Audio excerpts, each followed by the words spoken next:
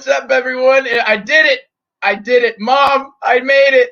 I got up. I took over the Poindexter Lounge. I have the power. What is up, everyone? Welcome to the very first show of the Poindexter Pantheon. We are super excited. Obviously, if you haven't been tuning in or watching or keeping up, there's a lot of cool things, a lot of changes, a lot of stuff going on here at the Poindexter Lounge, or now known as the Poindexter Pantheon. We got a lot of new shows coming. This one, obviously, Jiving with Jack, Brian Master of None, the Sci-Fi Center, William, they all have shows coming. It's going to be a really cool thing. So if you haven't already, make sure and share it with somebody. Let somebody else know that there's this really cool thing going on YouTube, and people are trying to start something new. So let's give them your support and everything like that. But yeah, guys, just before we start, obviously, don't forget to like, share, subscribe, all of that fun stuff. Obviously, all of the information and all of the links to follow the Poindexter Lounge, to follow myself, and all of that are in the description below. So you can find everything you need there, including ways to support the channel. So you can become a member and do all of that great stuff. So I do want to say, before we get started, the kind of reason I started this show is that I feel like over my the short 25 years that I've been here, I feel like I have met some really cool people. Whether it whether it be in because I grew up in the church and all of that. So whether it be in religion, or whether it be, I did a lot of stuff in high school with mock trial and law and that type of stuff, or psychiatry. I've just met so many smart people across so many different fields and things like that. And obviously they're not known big people or anything like that, but for me, they're just people that I think everyone should know about. And so the kind of inspiration behind this show is to just kind of give them more exposure, and also just to have these nice one-on-one conversations about different things in their fields, in their industries, what they deal with, and how they got to where they are. So before we get started, I do want to say shout out to Enosh tonight for being my second guest. It's definitely exciting. I've over the last couple months and stuff, obviously, I've watched Poindexter Lounge for a long time and things like that, and was a fan of the channel and loved what he did. And, once I met him and things like that, he was just exactly who he is, on the show. Just the nicest guy, so willing to help everybody. But before we get started too, I do want to shout out everybody in the chat and stuff, because I like to shout out the chat. And also, if you have any interesting questions for Enosh, maybe leave some in the chat. I might mark them, and towards the end we'll do some fan questions. But shout out to Tyrone. What's up, and thank you. Hey, again, we totally understand if you can't. Obviously, we go live when we're convenient and everything like that, but we so appreciate you just dropping in and saying hi right there. That was super cool. Thank you so much. Richard, what is up? Mr. Wayne, how you doing? Toronto, yeah. Oh my gosh, here we go. Stella, what's up, Stella? I got the pleasure to actually talk to Stella the other night on stream. She's super sweet. I was a bear. Hey guys, what's up? That's not fun. That is not fun. Zeno, yes. Now you have to mod for me. And Ben, what is up, Ben? Alrighty, guys, I'm super excited. We're gonna go ahead and get this thing started. Enosh has if you don't know who this guy is, then that's really surprising. But he does obviously he does the Poindexter Lounge. This is his baby and everything like that. He's been doing it for a while, and we're going to get into some fun questions and topics. So, ladies and gentlemen, the one, the only, and you know what the great thing about it, before I even bring him in, is I don't know if it's going to be Sean Connery, if it's going to be Skeletor, if it's going to be, you don't know what's going to happen. So that's always the fun thing with Enosh as well. But ladies and gentlemen, the one, the only Enosh Fee of the Poindexter Lounge. What's up, man? My name is Jeff. Oh God. Ooh, tacos? Can I get some tacos? My name is Jeff. Jeff? Jeff. My name's Hef. Yeah, Hef. Name is Hef. Hef. Hey, what's up, man? What's up, dude? Yo, What's up? yo. Yes. Good to see you, man. It's weird being a guest on my own channel. It's Yeah, it's I was kinda gonna cool. say, what is that? But I don't know. I kind of think like it would be kind of cool because like It is. It's it'd very be meta. weird like if you kind of did like some own stream about yourself that was just like, hey, let me. Somebody's out there right now who doesn't know that we're doing this whole thing, right? And they're Right. like, "Who the heck does Enosh think he is?" look how like narcissistic he is, really. Right. That he would interview himself. The nerve of this guy. I would not do that. I would interview Mark Uno though. And that might be something to do though. I'm just saying. Yeah. Just Yes. saying. Yes. If you'd like to see a Mark Uno interview, I'll try to get him. Press 1 now in the comments. Press 1, leave a comment, leave a like. Right. Right. But yeah, no, man, I'm super excited. I mean, this is really cool, and you know, I think like I said to you before, I think it's gonna be a cool way, just kind of for people who maybe only tune in for the nerd stuff. You know, to kind of learn a little bit more about you and just kind of get to know you in a different way. I think that's the beauty of like this whole streaming like concept, right? For sure, man. For sure. And that, and that's what this is really, all about. You know what I mean? Like, look, people may not understand like why we're doing this, the Pantheon, right? Oh my gosh, the Pantheon, but no, it's literally just, it's just a fun thing. Hey, look, we're still Poindexter Lounge, right? It's still going to be the same lounge that it's always been. But this segment where we're kind of branching out and talking with, allowing for new people and stuff to do things and have voices and draw in different types of people, with different types of content and everything. I mean, I think what you're doing is awesome. To be able to talk to different people and have that kind of personable, aspect to it. And then, look, I look at what William's doing. And William, for example, is working on doing a deep dive into comics and like talking about like his first show is going to be on the Dark Knight Rises, or not the Dark Knight Rises. I'm sorry. No. Wow, is he good? I know. No, the Dark Knight. 2.5 hours of William roasting the Dark Knight Rises. Right. But no, he's actually doing a deep dive about the Dark Knight, Okay. And so that's cool. And then, I mean, you guys doing what you're doing with Jiving with Jack, right? I mean, a show that's been here on the Poindexter Lounge now for years and years. I mean, like literally like 5 years now or so, that I came up with, and that you guys are now taking over. It just happened to work out that, the old guy was Jack, and now Jack comes in. And so it just works out, man. It really does. And like you said, we've been with you for years and years. And yes, it's like you've always been here. It's like and that's the great thing. It's like we've always been here, and it's like we never left. And it just feels right.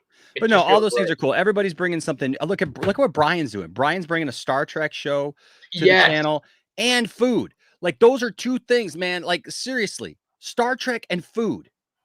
So excited. I'm so excited. I mean, and especially, I mean, that's the thing, man, is I love, diversity and different things. And that's what this is going to be. You're going to find there's going to be something for everyone. If you don't like us, even if you don't like Enosh on his own channel, you can watch William's show. Right. You can watch Brian's show. You can watch there's people that I know there's people that I know love Jiving with Jack and don't like me right now. They used to like me. They don't like me anymore. Not right now, anyways. but they may like me again in the future. Who knows? We don't know. Who knows? It could be. it People tend to change. it may get bigger. It may.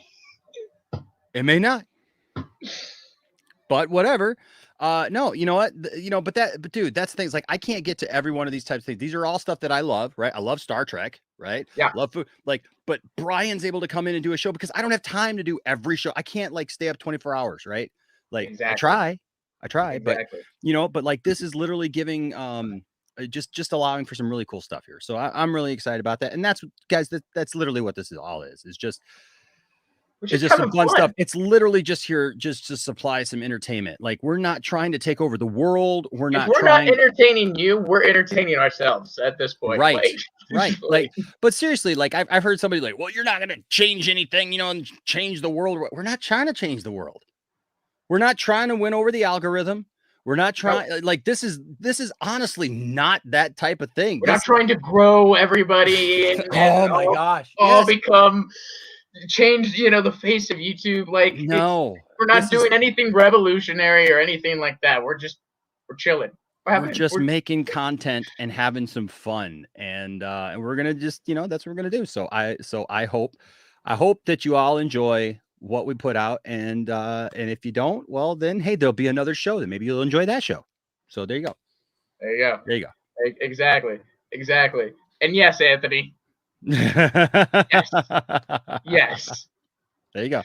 Yes. Not physically though. I mean, no. Well, yeah, no, not yeah. Unless that's your thing. It's not, but but not. But anyways, speaking of like entertaining, right, and yes. Just kind of all of that. Yeah, I think that's definitely where I want to start. For those of you who don't know, and that's going to be kind of an aspect of this interview too. For those of you who don't know, Enosh is a pastor and he's a Christian and all of that. So some of these questions, but he's not your. I wouldn't say unfortunately there's I would say a stigma or an idea of people who say, oh yeah, I'm a Christian or I'm this or that, and that's what we're going to kind of talk about a little bit too as well. But some of these questions I want to ask from two different perspectives, because that's kind of how I feel like I have two different perspectives, right? I feel how I perceive things as somebody who wants to be a producer and a filmmaker and a writer and all of that, and then obviously somebody who's spiritual and how I perceive things that way. So speaking of entertainment and entertaining people, what for you, just as a person, to start off, draws you to entertaining people? Why do you enjoy that so much? Okay, so I got involved in the church at an early age, Austin. Yeah. My people know kind of the story, but for those of you who don't, my grandma raised me and my two sisters. My grandma just passed away back in November, but she took me and my two sisters in. My mom had problems with drugs and alcohol. I had only seen my dad a couple of times. My parents got divorced when I was like a year and a half. All three of us kids had different dads. Wow. My mom had problems with drugs and alcohol, and she had some mental issues. And so she was around, but she was kind of in and out. And my grandmother had moved out to Las Vegas in the late 60s. And I was born in 76. And my grandmother managed entertainment out in Vegas for the Hilton, for the Riviera, I believe, but mostly the Hilton. She worked downtown. She worked at what was the station hotel downtown? I can't remember the top of my head right now, but anyway, so she worked in that, that. So like I was used to, like, as a kid, man, like my grandma dated Engelbert Humperdinck. Okay. I mean, like, so yeah. So, and my grandma was my grandma was friends with all kinds of people. I mean, back then my grandma was friends. We got all kinds of family photos. In fact, while I'm here, I'll do this, but my grandmother, I'll show you a picture real quick of what my grandma looked like here for a minute. But my grandma, she knew a lot of important people from back then, right? My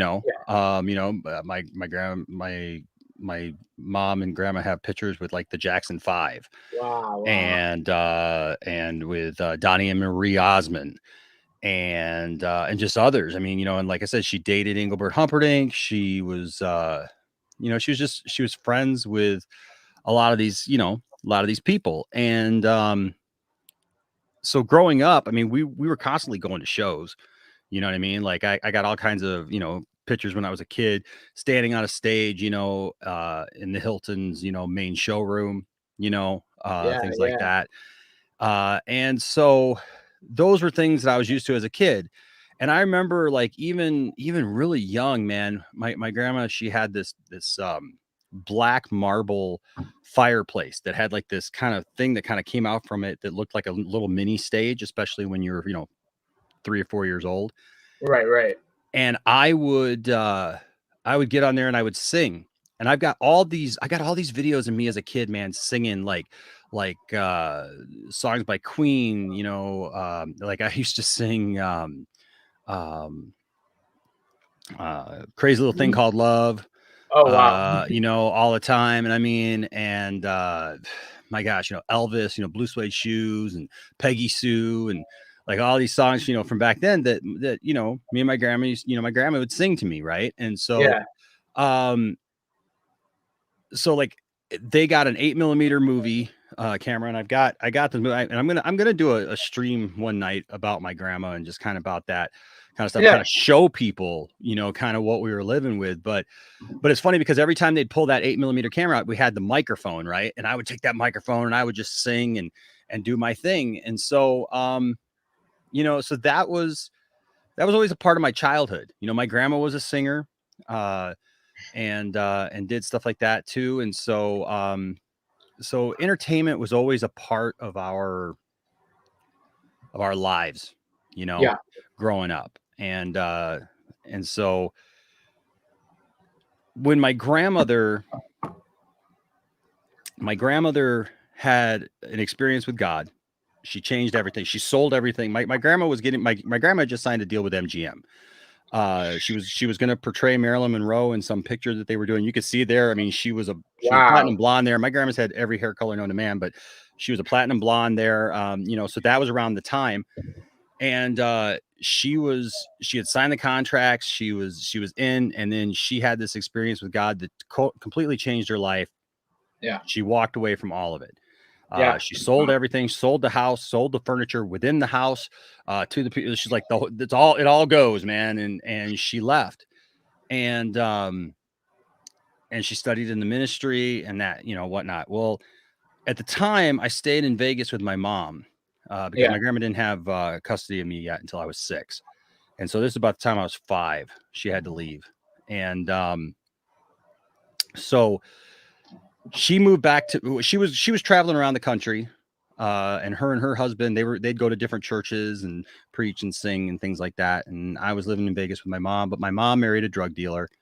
And we really didn't have anything. And my mom one day got into a fight with the superintendent of our little complex there that we stayed at, apartment complex. And they called the cops. And when the cops came out, they found the drugs. They found me. And, a key part of that, of why I ended up coming to live with my grandma, was between the ages of 3 and 6, I basically smoked pot and drank with my mom all the time. Right. And, that was the way that they calmed the little kid down. It was like, I was smoking pot with my mom and and drinking. And so it was kind of an unusual lifestyle, to say the least. But they took me away. I ended up at Child Haven out in Vegas, and the correctional facility out there.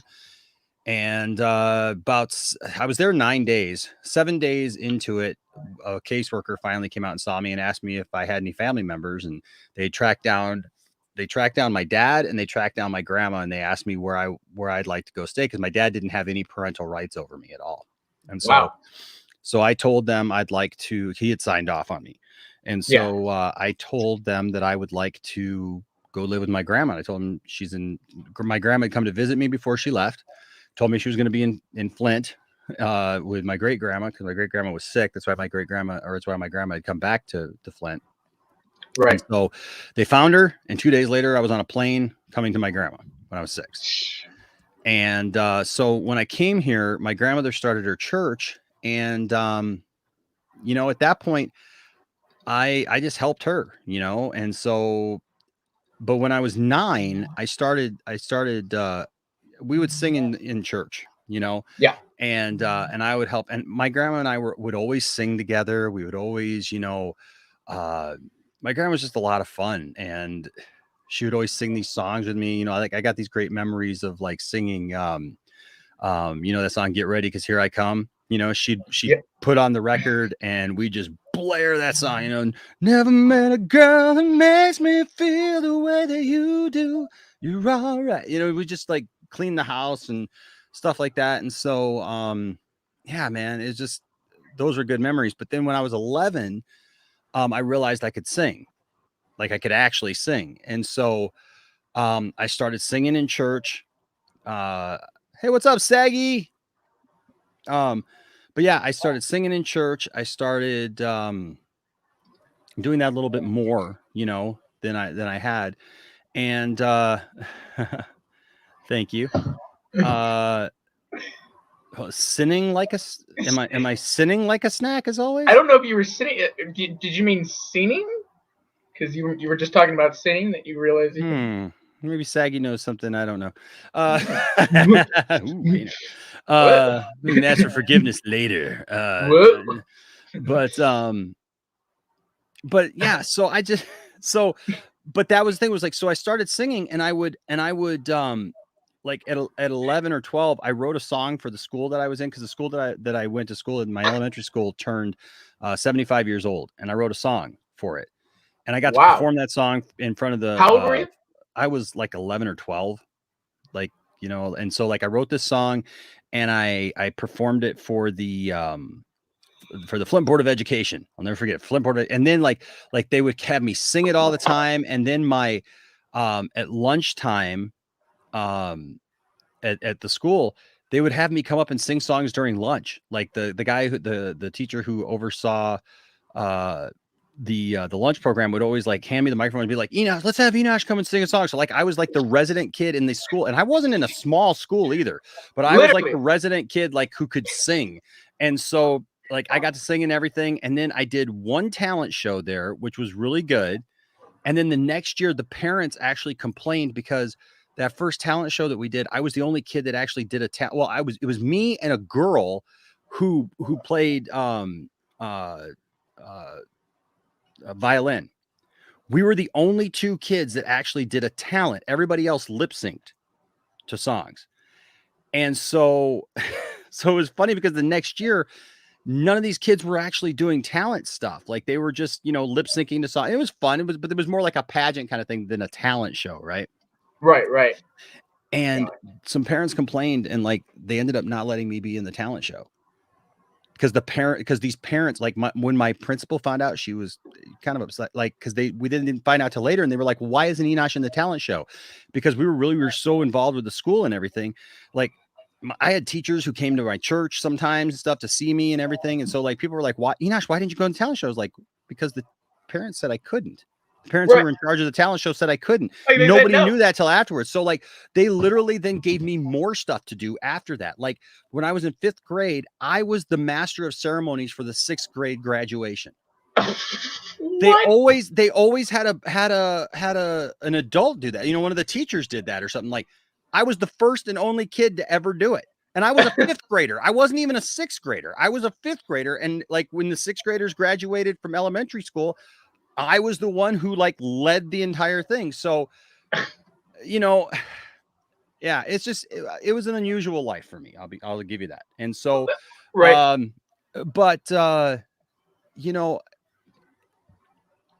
started singing. We started kind of traveling around. I would sing at different churches, different events. I remember, I'd sing at our county fair and everything, in the competition there. I won, a few singing competitions and stuff. And then I recorded my first album when I was 12. We were in Vegas. We were in Vegas, and some people in our church out in Vegas knew some people in a recording studio out in Riverside, California. And like the church came together. Like they wanted me to like the people in the church wanted me to record an album. Like, because we would always go out to Vegas because Vegas was where our home church was. Was right? this like a Christian album or like a yeah, worship it was album? yeah, it was a Christian album. In fact, okay. gosh, man, I should show you guys sometime. Like these tapes are Oh ridiculous, man. my It's like me gosh. in a little white suit and stuff, and it's just but and you know, I don't know if you know what I know you probably didn't, you know, you didn't have it to do the prep, but you know, I've got video of me as a kid, right, singing on the channel. Oh, what? Oh yeah, hold on a second here. Oh, what? Oh, yes. Oh yeah, here we go. So this is okay, so this is first when I was 12, and I was let's see. So I was on local television. 12 years old. Yeah, that's me.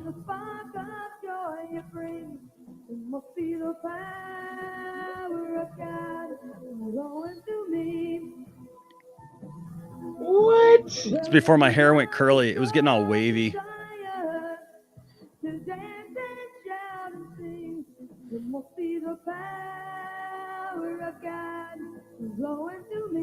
Us Midwest kids, man, in the entertainment industry, even in the Midwest.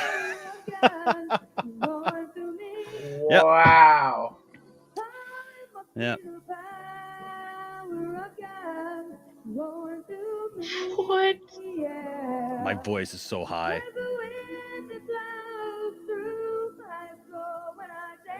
Dude, yeah, you look exactly like your son looks exactly like right. you. Yep. That's the OG Little Sus. It is right there. And trust me, man. With some of this stuff, man, it was a little sus. But no, look at you. Like you're like even at 12, like you're looking at the camera, you're swinging, you're like you got a whole thing. Like, oh yeah, man. Most kids just stand there, you know, and just like oh, look at the little knee bend there.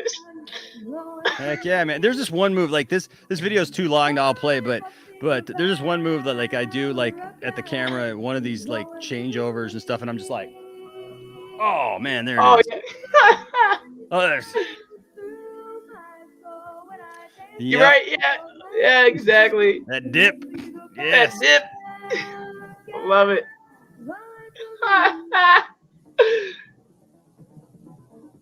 The cameraman didn't like me though. Yeah, right. He said I moved too much. Hey man, cameraman's got to move. What are you gonna do, man? You know what? You're moving, then the cameraman's got to move. This is so cool. Memories, man. So was your grandma like back, you know, watching you backstage or whatever, or behind the scenes, or? Yeah, she was. Yeah, she was. You know, she was down on the floor there. You know, while we were recording this stuff, and yeah. So. Wow. Good times though, man. It's good times for sure. And so then. So I'll offer him the sacrifice of praise. So there's this, but then like this is like a concert that I did when I was like 14.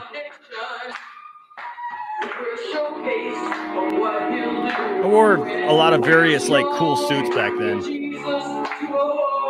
this is the church I'm pastoring right now, dude. What? Your voice got deeper. Yeah, it's amazing what a couple of years will do between the time you're 12 and 14. Something happened. Right? Yeah, dude, this is the exact same building that we're in right now, man. Every week. Wow.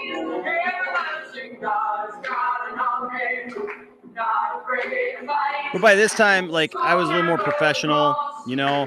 I had some more miles underneath me and stuff. Like, I was a year away from picking up guitar, and just a couple of years away from starting my first band, you know. Wow.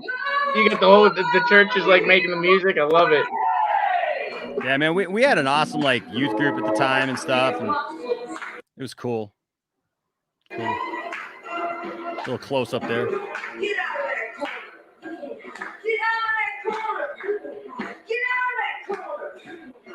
told me to tell you that. Get out of that corner! Come on now! I told you! Gosh. You heard me!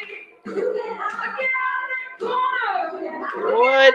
Get out of that corner! Get out of that corner! You can't hide! Hey. This city's got to go. You better get right behind it. Or tomorrow, no, 'cause God is so late.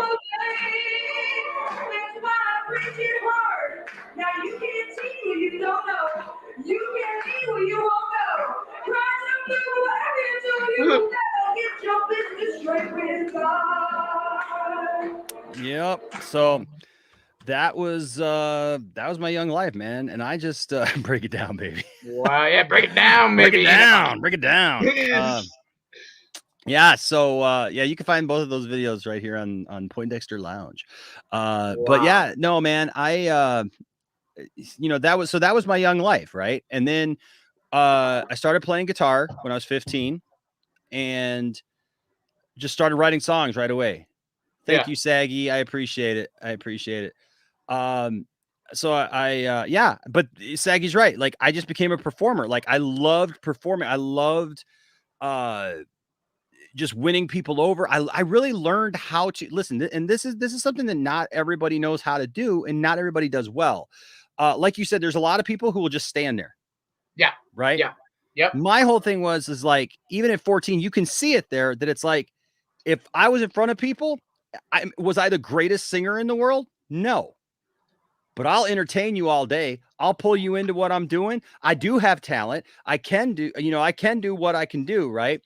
But the thing is that, man, it's like on top of that, though, I'm a performer and I'm somebody who ropes people in, like even with my bands and stuff that I play with, like interaction, doing all those things, getting people involved in it and stuff. And so that's what I spent my young life doing. Then when I started my first band when I was 17, like immediately that kind of fell right over into that because I was the lead singer of the band and I play guitar.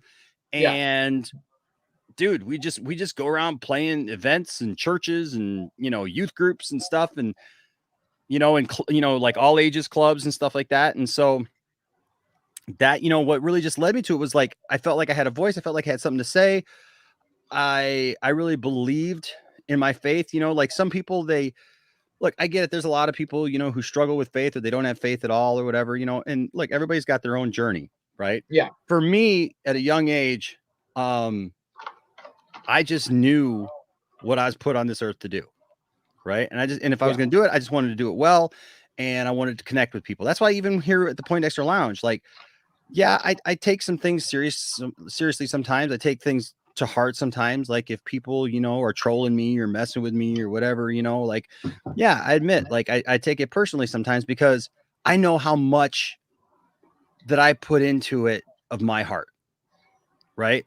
And when you put a lot of your heart into something and like you put yourself out there, that like if it goes down in flames, I'm going down with it. Right. Cause I've invested everything. I'm all in, and so, that's why, like for me, sometimes it's not that I have thin skin. It's just that I know how much I put into what I do, and I know how much I want to do it. That's why like even like with the lounge, like when we had like Ray Porter and Ray Fisher on, and like we've had those guys on and stuff, and like they did the little intro for me. So I was in radio for quite a while, and I mean, like I was at this age, I was producing a radio show because our church, we had a radio show, and I produced that radio show, right?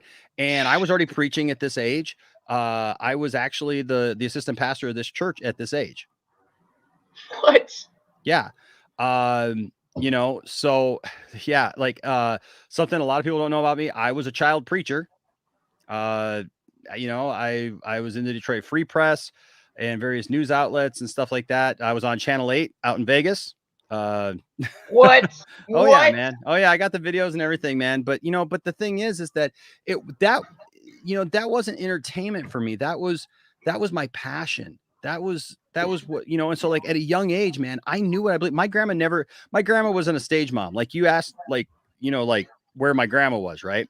Right. My grandma wasn't a stage mom in the aspect, like she wasn't pushing me to do any of this, right? Like Right. it wasn't like I had to do any of this. This was something that I wanted to do. This was something I felt called to do. In fact, my grandma tried to talk me out of stuff many times, right? But the thing is that I wanted to do it so much. The one thing my grandma did instill me was in me was if I was going to do it, to do it the best of my ability. Yeah. To not Yeah. have to. And you can tell even here at 14, right? And like 12 years old, like being on television, right? Even though it's local TV, right? You can tell that I put a lot of practice into it. Yeah. Right? That I was Yeah. confident, that I knew the songs, I knew what I was doing. And a lot can be said for that. And that's why I tell a lot of people, like, if you're going to do something, do it to the best of your ability. Right. So it's like, even with the Poindexter Lounge, yeah, you know what? It's a YouTube channel, it's whatever. But it's like, hey, that's why, like, like I know somebody got mad what was it last year about, that, Ray Fisher does a drop at the beginning of my show. You're watching Poindexter Lounge, like, oh, what do you think? Right. You're some type of professional or whatever. Like, it doesn't matter to me if like I'm 100,000 subscribers or 10,000 subscribers or, 100 subscribers. I want it all to be as good as it can possibly be. Mm-hmm. Mm-hmm. It ain't a pride thing, I think what I found with you too is it's not about the masses. Like if you're entertaining the one, you're very happy. You know. No, you hit that on, dude. Exactly.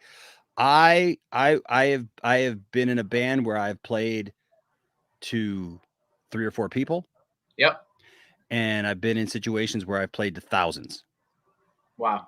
And you know what? You got to give 100%.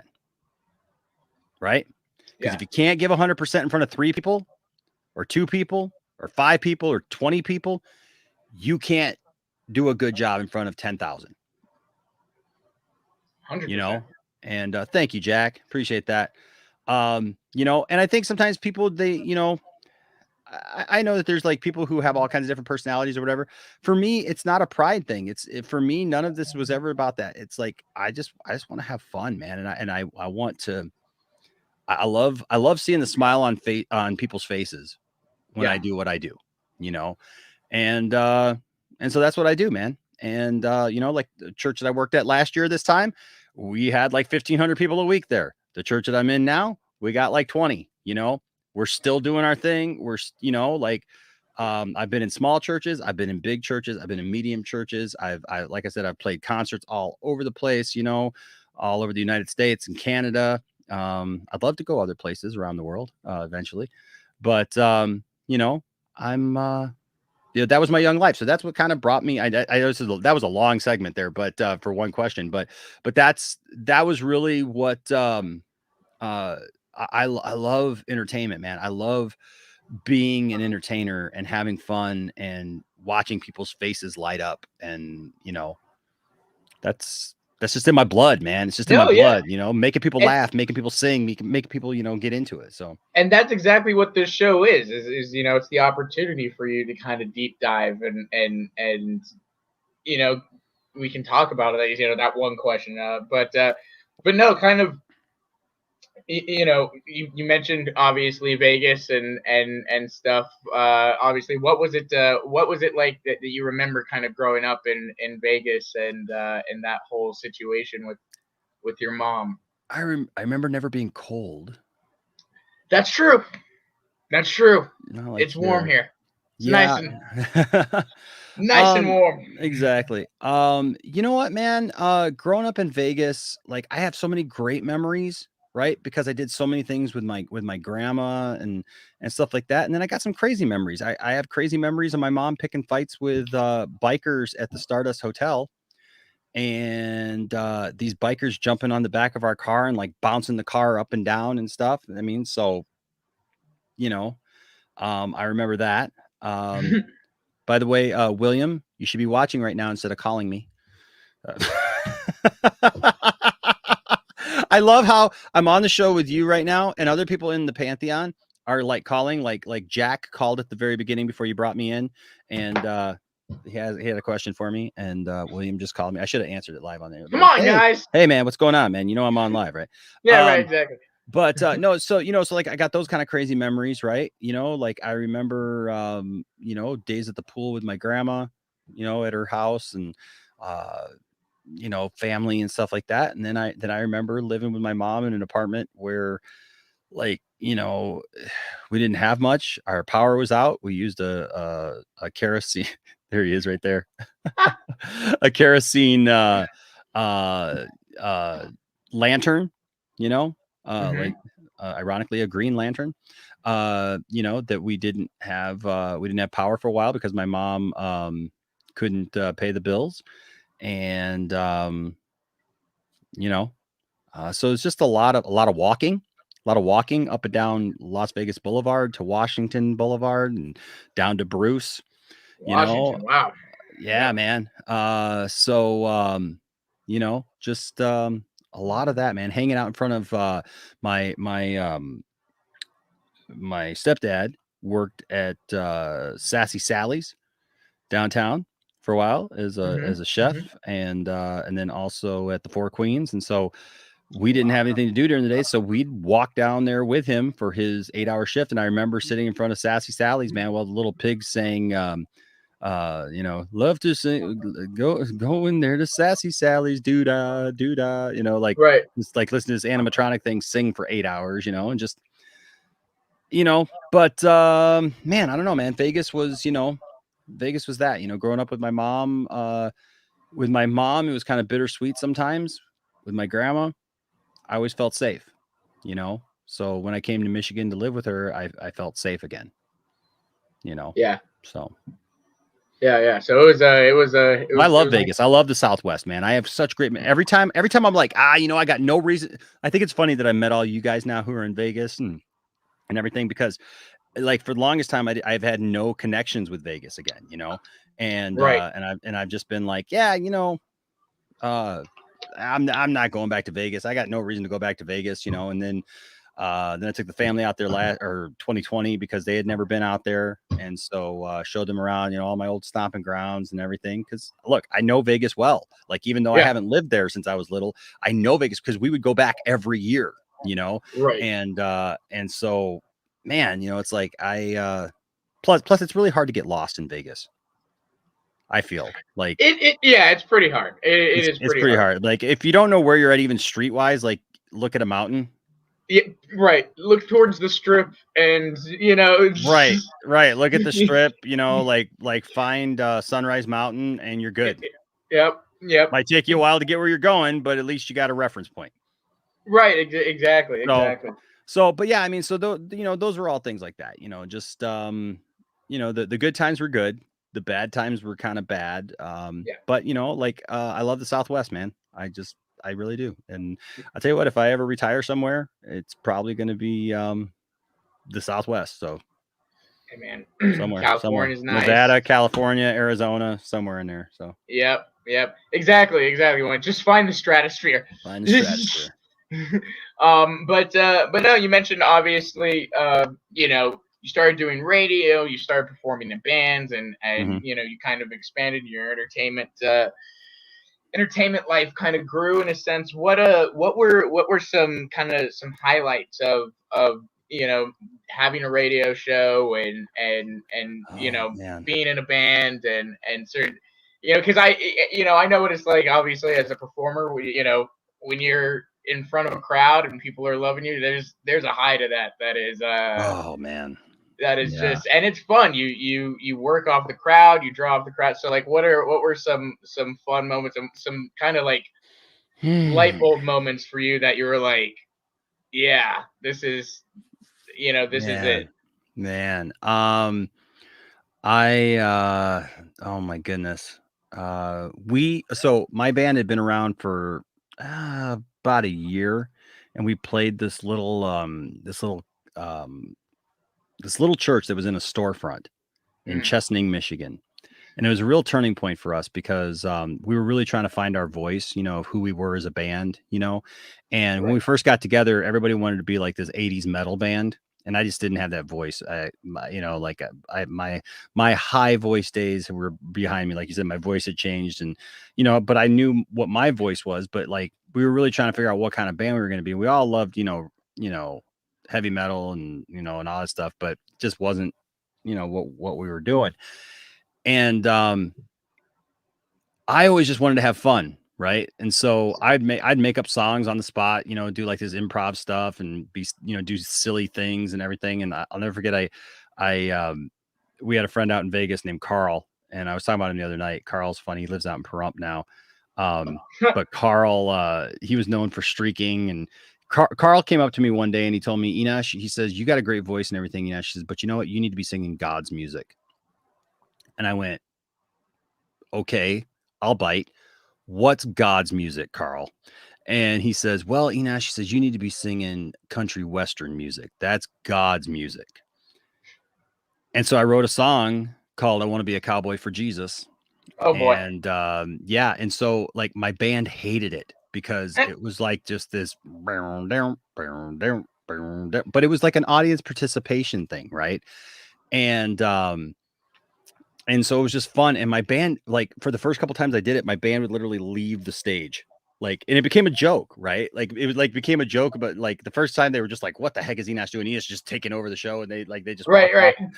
But then it became like a shtick, right? Like it became part of the show. And we would like just started adding all these little things to the show.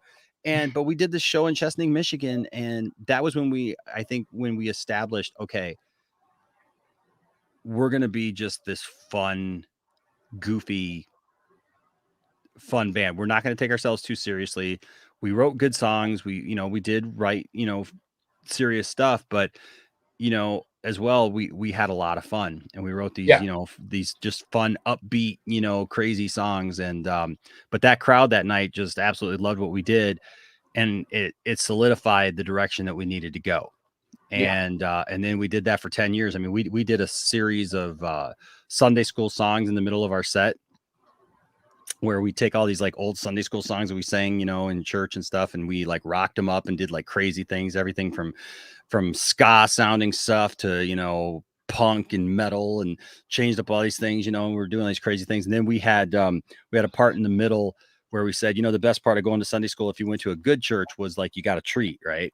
Like, they gave you a treat, and stuff. Like an animal cracker or something. Yeah. Right. And so, so we'd bust out some Tootsie Rolls at shows. We'd throw Tootsie Rolls to the crowd. Like we became known for this, man. We'd throw out Tootsie Rolls in the crowd. And then once everybody had their Tootsie Roll, we just had bags of Tootsie Rolls, man. We just toss them out. And then we'd sing the Tootsie Roll song. The world looks mighty good to me, 'cause Tootsie Rolls are all I see. Whatever it is, I think I see becomes a Tootsie Roll to me. Hey, Tootsie Roll, chocolatey chew. Tootsie Roll, I think I'm in love with you. Yeah, and so we just, we had a lot of fun. And so those are some of the greatest moments, man. Just jamming out with people coming up on stage, just head banging with us and doing stuff. Like we'd have head banging contests and, just all this silly stuff in the 90s, man. It was just the 90s and the early 2000s, it was just a different time. And, traveling around, my drummer, his mom had this Suburban that when we first started the band, it was a nice Suburban, man. It was like in good condition and everything. We drove that thing off the rails. I mean, dude, with our travels, we drove that thing all over the country. And I mean, dude, it was falling apart by the time we were done with it. I mean, it was just, and so many memories that like girls, not like in a bad way, but like girls that like we liked and stuff that were like either friends of the band or friends of people of the band and stuff, like stuff that happened, like girlfriends and stuff that we had and everything that came along, with the band with us. And then girls that we didn't like have anything to do with. We went to Cedar Point in that Suburban once. And I kid you not. So this girl, I think her name was Franny. It was the funniest thing, dude. Like this girl, I had never met her before in my life. And it took us 3 hours to drive to Cedar Point. And for those of you who don't know what Cedar Point is, it's a big amusement park. It's got more roller coasters than anywhere else in the world. And so we're on our way down there and we're in the Suburban and I'm talking to this girl, Franny, and she was a cute girl, man. Like I was digging it. And so we get down there and she will not leave me alone. But here's the thing, like after like 3 or 4 hours of somebody just like being all up on you, you're kind of like, Right, right. Give me some All right. space. Like she's just All like right, touching. She Franny. was just like touching me at all times, right? And I Yeah. even did like, and we're walking all in unison, like we're all walking in a row, and she kept trying to hold my hand. Like she kept trying to sneak, like, to hold my hand. And I was like, okay, all right, that's kind of cool. But then like when she wouldn't stop, like I couldn't even get a minute, right? Like to just like talk to a friend or anything. Like she was just like Right. right up on me, right? And so like I literally started, like I was trying to see, like, am I imagining this or what? So like we're all like, there's like 4 of us walking through the park, and so like I'm on one end and she's right next to me. So like I literally walked from over here to the other end. A couple seconds later, here she comes. She's like right next to me, and so Oh God. did this whole thing. And so I was exhausted. I had to work the next morning at like 7 a.m. So on the way home that night, I got in the back of the Suburban and I fell asleep. And I woke up. When I'd gone to sleep, I was by myself.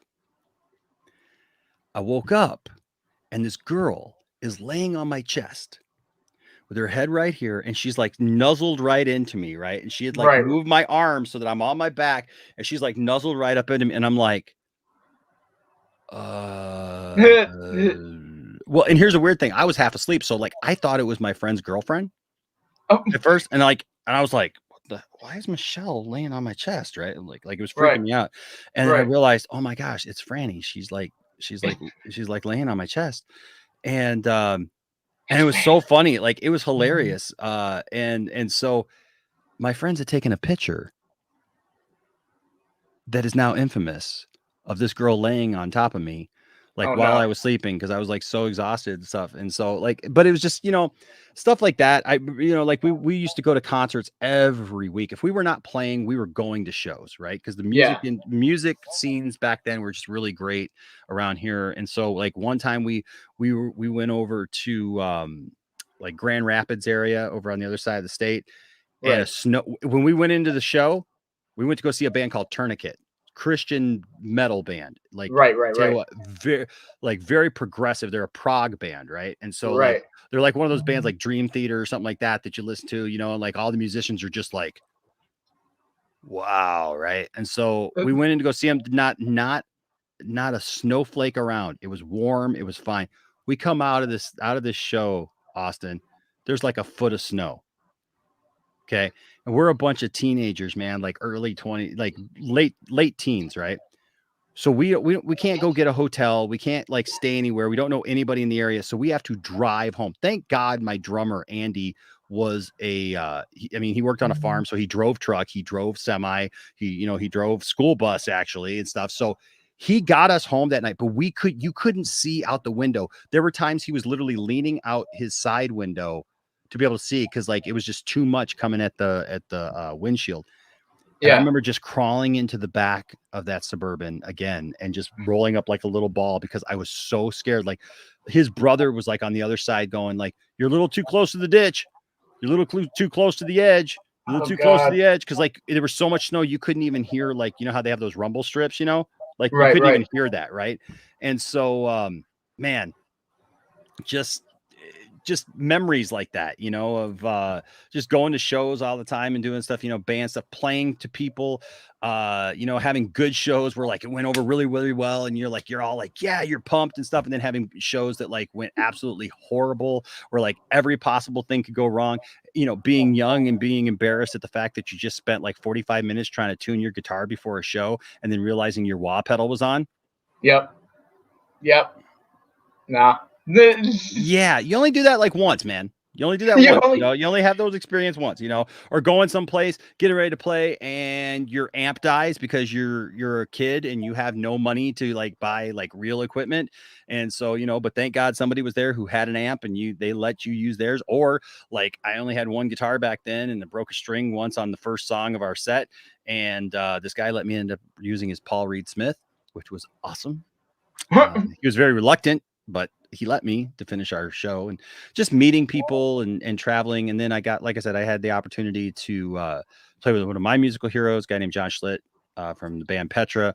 Yeah. And the first time that like he saw my band, to actually have a guy that, you've listened to and invested so much time in, and stuff as a fan come out and listen to your band.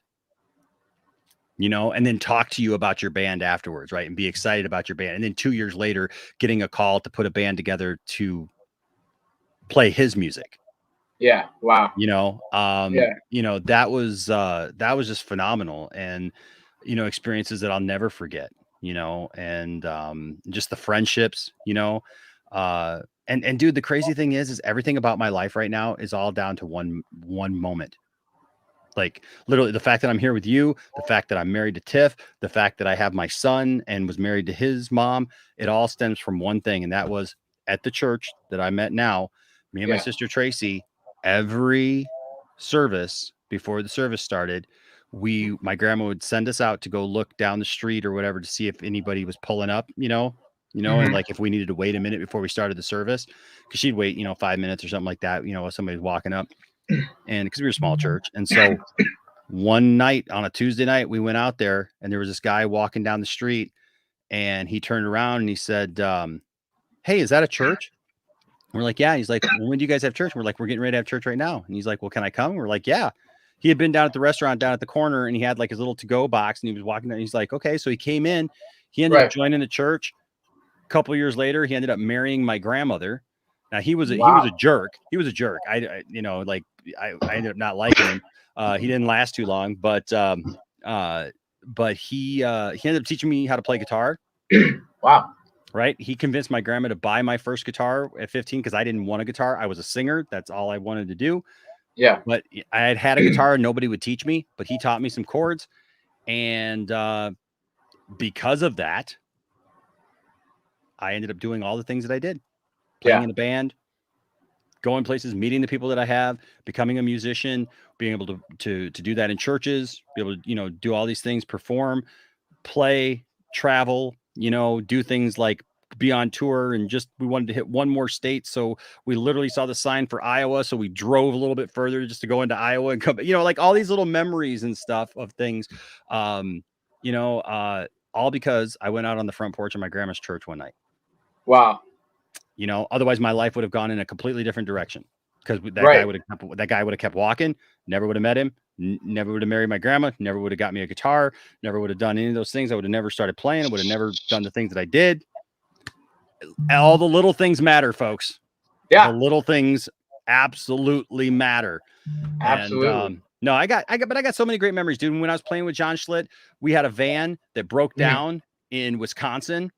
And I called AAA and AAA came out and we told them because it had special shocks. It had like air ride shocks. So we had to have a flatbed and there were 3 of us because the 4th guy had gone himself and traveled. And so we're in there, in the van. And I told him, I said, hey, we need a flatbed, to pull it up there and we need room in the cab for 3 guys. And they're like, yeah, no problem. So they specifically did that, call the place. Guy comes out. We get the van up there and everything's ready to go. And he's like, so, how are you guys getting to our destination? Because we were in Wisconsin. We were driving to Minneapolis because my keyboard player was from Minneapolis. So we figured we'd park there, get the van fixed the next day and move on because we were playing in Albert Lea, Minnesota. And so, we got everything going. This guy knows that he's got to drive a couple 100 miles, right, to Minneapolis. And he says, well, how are you guys getting there? And I look at him like, that's why we ordered your cab, so that we could sit in your cab. And he goes, oh yeah. He says, well, I would have room. He says, but the whole back of my cab is filled with newspapers. And I kid you, man, it was like stacked from bottom to top with newspapers. He's like, so I got room for one of you. And we're like, the keyboard player is the only one who knows where we're going. Right. Cause it's his parents' house that we were going to stay that night and on our way to the next city. And, so we're like, well, where are we supposed to ride? He's like, well, this guy can ride up in the cab with me. We're like, well, where are we supposed to ride? He looks at the van and goes, y'all can get up there. So I kid you not, Austin, me and my drummer, Brian, we got up on the totally illegal. Yeah, right. Just a little bit. Totally illegal. Just a little bit. Get up in the van and stuff. And we rode into Minneapolis on the back of a tractor that way. And wow. I'll tell you what, man, that is so weird when you don't have headlights and you can't see where you're going like that. And it's at night at like 2-3 in the morning, dude, crazy, insane. But like so many memories, man, like just thinking about it now, just my head's just flooded with just so many things that we did, you know, playing in a band and being a part of, you know, the churches as part of it, like, and the radio thing. I had produced radio for our church for a long time. I had a buddy who was at one of my churches who started doing a radio show called The Rock Show, and Yeah. his name was John Rock. And he had this premise that he wanted to do a show on that was taking regular music, like regular secular music, Right. and we'd take a song every week, and he wanted to talk about the spiritual implications of that song. Yeah. Right. And so that's what we would do. And so he invited me to be a part of that panel, and so we would do that. And so I was just a guest on the show for the longest time. And then I started adding to it because I'm the type of guy, I want to add to it. I want to add a segment, you know. And so I added this thing called the Enosh Pit, where I'd read like these crazy news stories from all, you know, weird, you know, news, you know, from all over the world. And then from there, he had to leave the show because he had MS, and it was just too much on him. And so he's like, we were on a network on, you know, online, you know, this was, you know, mid 2000s, you know, like 2006, 2007. Yeah. And he says, hey, do you want to take the show? And I was like, yeah, man, I'll take the show. And so I did. I started doing it, and we made it more topical every week, you know, instead of the other stuff. We made it more topical because that other premise kind of died after like the first 5 weeks. Yeah. Because it was basically, hey, we listened to a song. What did you think of the song? What do you think the song means? What do you, Austin, what do you think? And then you give your thing and be like, well, what do you think? And so it was kind of boring, right? Yeah. But so I ended up taking the show. We were on for 5 years, and you know, Wow. just yeah, it was great, man. It was just a blast, and you know, great experience, and you know, gave me some knowledge about how to do the next thing, you know, which was video, you know, that I didn't realize I was going to do here on YouTube, you know. So yeah. Exactly. And what was the thing that ended up pushing you to do YouTube that finally got you to start the video aspect? Well, with YouTube, you know, like I kind of shared a few times, but I didn't even get into YouTube to do YouTube. I just really, I just needed a place to store files. And because I would do all these little videos and stuff for my church and stuff. And Right. and so I just needed a place to do that. And you know, the thing was that after a while, like I would just start uploading these videos and stuff, and then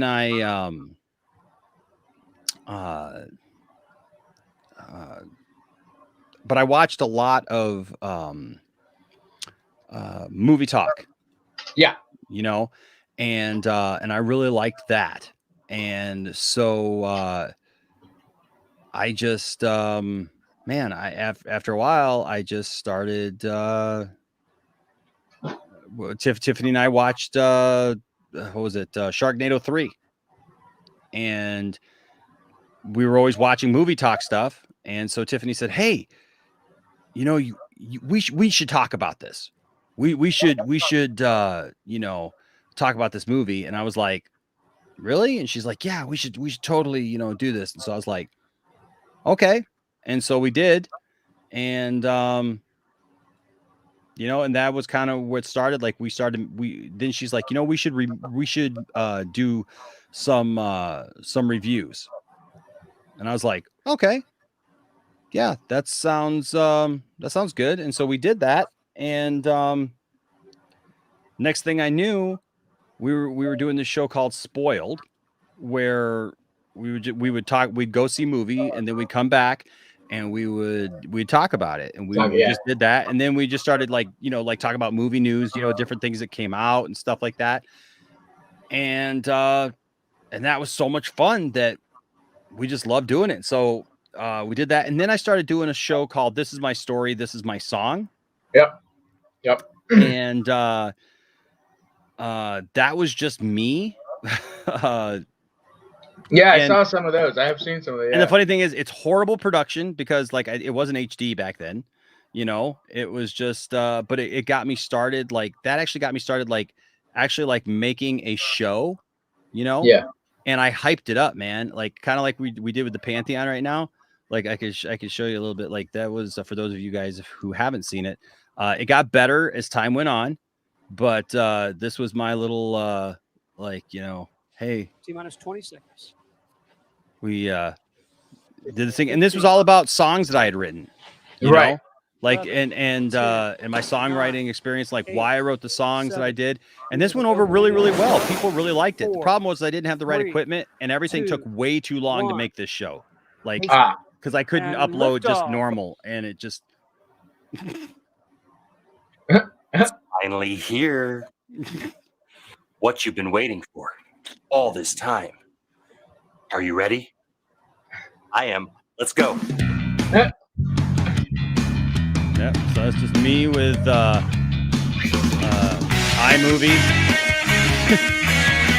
and putting this stuff together. And Heck yeah.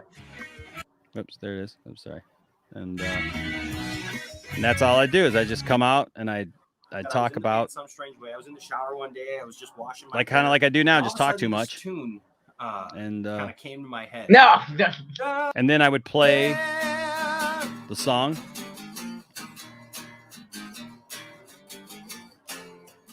And I know that everywhere you'll be there if the sun came out and then refused to shine. You would still be there.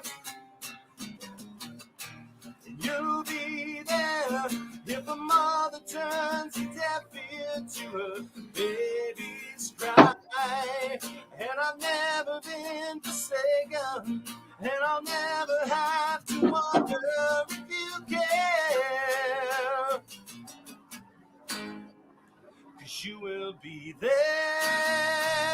So I would do that, and then at the end, I would actually play the recording from the album. Oh wow. Okay. There. Oh wow. There you go. Yep. So this was my band, Some Strange Way, that I was in. Jeez. This band, we recorded That a sounds music pretty video. good. That sounds really yeah, good. man, we recorded this in my basement, and we had some people down in Nashville looking at it and stuff like that. But this is when I decided. This is when I realized, though, that I did not want to just be on the road. Right.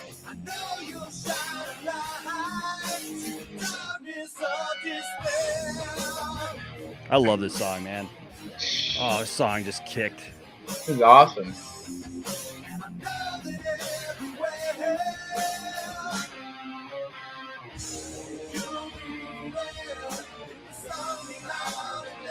Jeez. The production quality is really good. Yep, I wrote, recorded, mastered, mixed, everything. I did all the stuff. I was the engineer. I recorded this all right at home. Jeez.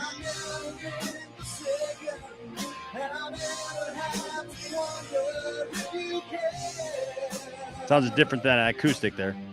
Right. Yeah, I know. Yeah, exactly. That's the other thing. Like, I didn't realize it was a rock song.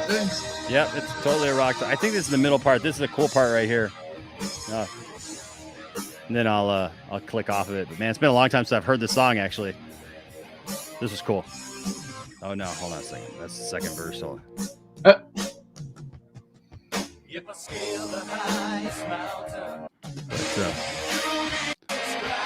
Here it goes.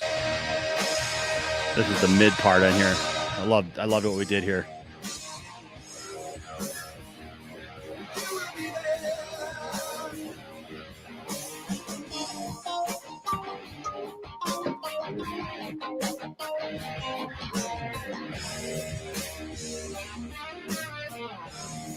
Almost had a little bit of a Creed kind of feel to it. Yeah, yeah. And almost like a what was that other band? Another band from that time.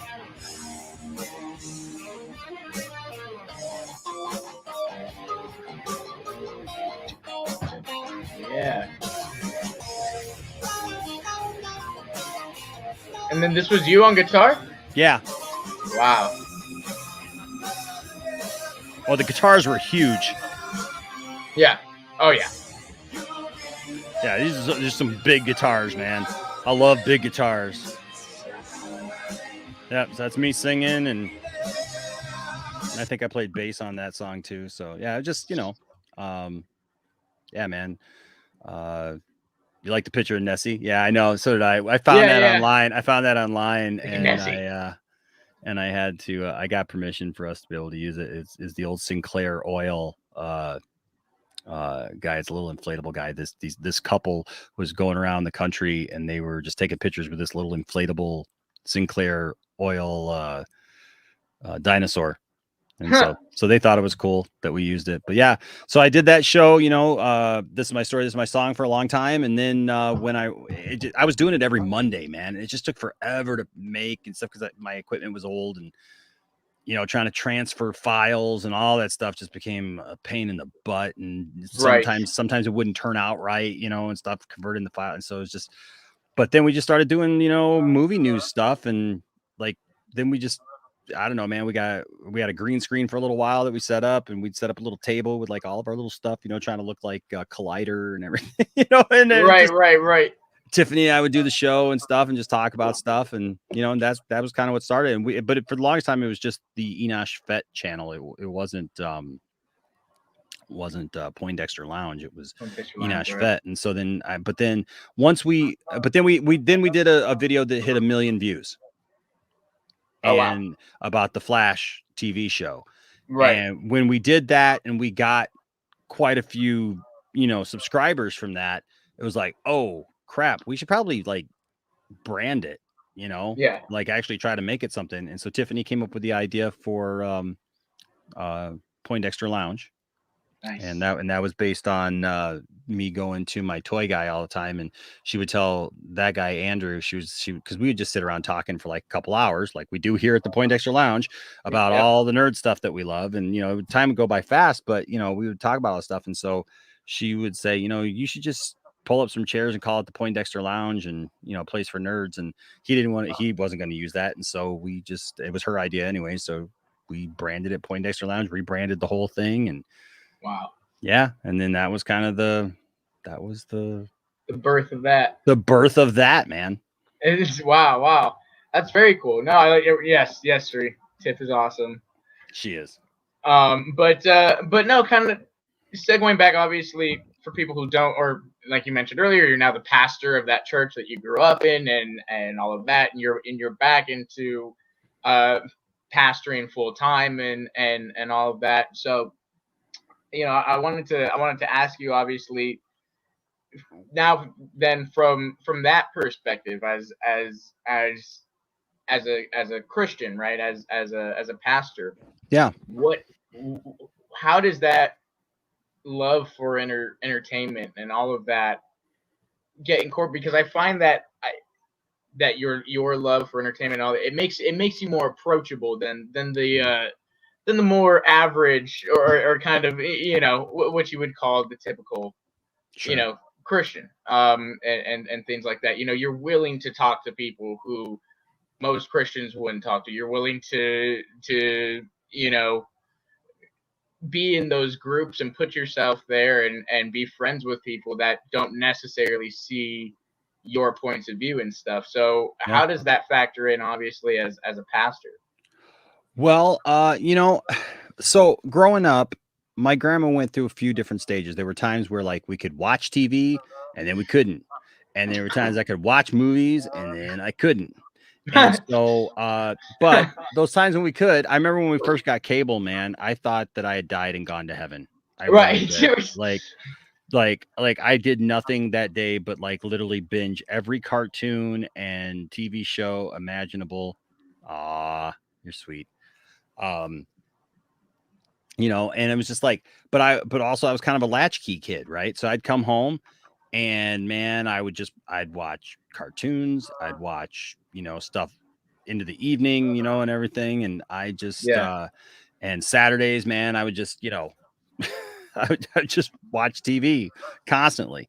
And I loved movies. I loved that experience. I loved like me and my friends, we would always, we'd save up, we'd go to the movies, we'd get one of our parents to take us to the movies, and we'd always go see 2 movies. We'd always time it out where we could go see the first one, and then we knew when we got out of that one, the next one would start pretty soon. And so then when I was a teenager, I would ride my bike up to my which was quite a ways away. I'd ride my bike up to the movie theater, and I'd go see 2 movies, and then I'd make a day of it, and then I'd Oh, ride wow. my bike home, man. You know, from the time I was like 15 or so. My grandma didn't know, and because she would never let me ride my bike that far, because I'm talking like across town at 15 Right, years yeah. old, right? You know, and but I loved it so much that that's what I want to do. And I'll never forget, like, I couldn't rent movies and stuff, like, but I had my own, my bedroom had its own entrance to the outside of the house, right, to the Okay, outside yeah. of the church. And Yeah. so the party store down the corner rented movies, right, VHS back in the day. And so I'd go in my bedroom, I'd lock the door. I had my own back, you know, in my room. I had like everything that I needed as a teenager. My grandma had set it up almost like as a mini apartment, right? So I had my bed, I had like a love seat, I had my stereo, I had a TV with cable, and Everything, yeah. my own VCR, man. I had my Nintendo, my Sega Genesis, I had a refrigerator, you know, like so it was really cool. And so what I do is I'd go in, I'd lock the door, and I would go, well, first I'd go down to the store for something and say, I'm going to go down to the store, I'm going to get some chips or something like that. So I'd go, because we had these party stores that were like literally a block away from our house, right? Like 3 party stores were right down the street from us. So I'd go down there, I'd rent movies, like rent 2 or 3 movies. I'd come back, I'd hide them just outside the door in the backyard. Then I'd come inside the front door, come into my room, lock the door, go out the back door, just go right up the back stairs there, go right outside, grab the movies, come back in. And then like that was how, dude, that's how I watched like so many movies through the 90s, man. Like seriously, you know. And so, you know, I just always loved that. And so like I always related to people, you know, about pop culture stuff. You know, I was always a huge Star Wars fan. Even in those dark days, man, I waved the flag for Star Wars, man, all through the late 80s when none of my friends were Star Wars fans anymore. And you know, and then these books started coming out, and I loved these and read all those and stuff, and I kept that going. And you know, I had some cool jobs. I worked at the Longway Planetarium here in Flint, where we did rock laser shows and stuff, you know. So we had Laser Floyd and, you know, and Laser Zeppelin and, you know, and all those things. So I got into a lot, you know, Laser Rush. So I got into a lot more of those kind of things. And when I became a guitar player, obviously I expanded my horizons. You know, I loved Metallica and Guns N' Roses and stuff. And I was kind of joking the other night, you know, about how like we'd be in a church service and like my friends would be all there and stuff, right? And maybe they weren't paying attention. You know how at the end of a church service, like they have somebody play some music like nice and, you know, quiet. Right, as everybody's walking out. Yeah. And stuff, So we didn't have a band or anything back then. It was just me played guitar, right? And so like I would get up and I'd play lightly and stuff, and I'd be playing like Don't Cry by Guns N' Roses, or, you know, Nothing Else Matters by Metallica, you know, right. Or Fade to Black, you know. Oh my gosh. You know, just these little, you know, things that like nobody really knew, but my friends knew. Right. My friends They were like, look what Enosh is doing, you know, and stuff. And so it was just fun. You know, so like being aware of entertainment and just things that were going on in the world of entertainment, I think always helped me to be able to relate to people, you know, and just being into nerd stuff too, before it was really cool, was interesting too, because it allowed me to kind of know stuff and like connect with people that, you know, wouldn't normally connect with, you know. Right. You know, regarding church stuff or whatever. And so as I've gotten older, that's just, dude, it's just who I am. Like, I like people, and I like hanging out with people. I love talking with people. I love, you know, but playing in a band, right? Like I played in a rock band. So when I was young, I had long hair. People hated my long hair in the church, right? You know, I was realizing, in fact, I was doing the car video today, and I was kind of realizing as I was doing it, like, I've kind of been like this misfit for a while and not really realizing it. I've lived in this world, and I got into it, but at the same time, like I had long hair when I was a teenager, which ticked a bunch of people off. So religious people didn't like it, you know. Yeah. My grandma loved my long hair, but people in the church didn't. I started playing guitar and played in a rock band, and there were some people, like, even though we weren't in a denomination or something like that that didn't believe in rock music, there were just people who just didn't, you know. And so, like, I'll never forget, there was this older guy who was one of the ministers in the church, and he threatened that he was going to get up and walk out of the service if I played this one song that I had rewritten some lyrics to. And it was a song by a band called the Northern Pikes, and it was called She Ain't Pretty, She Just Looks That Way. Mm-hmm. And I had rewritten the lyrics to Sin Ain't Pretty, It Just Looks That Way. Yeah. And my grandma loved the song. And so this guy had said that, like, if I did that song again, that he was going to get up and walk out because it was a rock song. And so one service, my grandma looks at me and goes, "Enosh, why don't you sing that song?" And the dude got up and walked out, and he was no longer a minister in our church after that. Wow. He set a bad example. And so, you know, I don't know, man. It's like playing in a rock band, doing these different things, you know, and stuff, kind of living on the edge, you know. Yeah. As Aerosmith would say. I've seen the bad side of religion. I've seen the bad side of people who have too much power, of who are in it for the wrong reason, are trying to do it for themselves. You know, that's why I do get very sensitive. Like if people try to like insinuate that I'm doing something for the wrong reason or whatever, because I hate that. I cannot stand that. It's like nails on a chalkboard for me. It hurts me to see people treated in certain ways by religious people. Yeah. And so, like, even if I don't agree with somebody or what they're doing, like, I still love people, man, you know? And I think that's one of the interesting things is we can have opinions about things, and we can even think that, you know, like from a religious standpoint, okay, these are the things that I have an issue with or whatever, but it doesn't give you an excuse to treat people like garbage. Right. It just does not do that. Yeah. Jesus, when he was here, I believe that Jesus, like, he was sinless. He was God. He had the right, if anybody was going to have the right to judge somebody and beat him over the head with something, you know, with a truth or whatever, it would have been Jesus. Yeah. And yet Jesus many times just said, "Hey, look, I love you. I forgive you. I'm here for you." He didn't condone what people did, right? He didn't condone what we would call sin. He never did that, right? So, like, I think there's a difference between excusing just what we want to do, right? And actually looking at our lives and examining our lives, you know, and like what we're doing, you know, and why we're doing it. But in the end, I don't think that people should be treated any differently just because for what reason that they're not religious like you or whatever. I got plenty of friends who are atheists. Growing up, I had goth friends. I had, you know, the nerd friends. I had the jock friends. I had, you know, like I had friends from pretty much every background that, you know, you can have black, white, red, purple, blue, you know what I mean? Like whatever, man. Like, you know, it just didn't matter to me because I just love people. So I try to do just like what Tony says there, just love my neighbor as myself.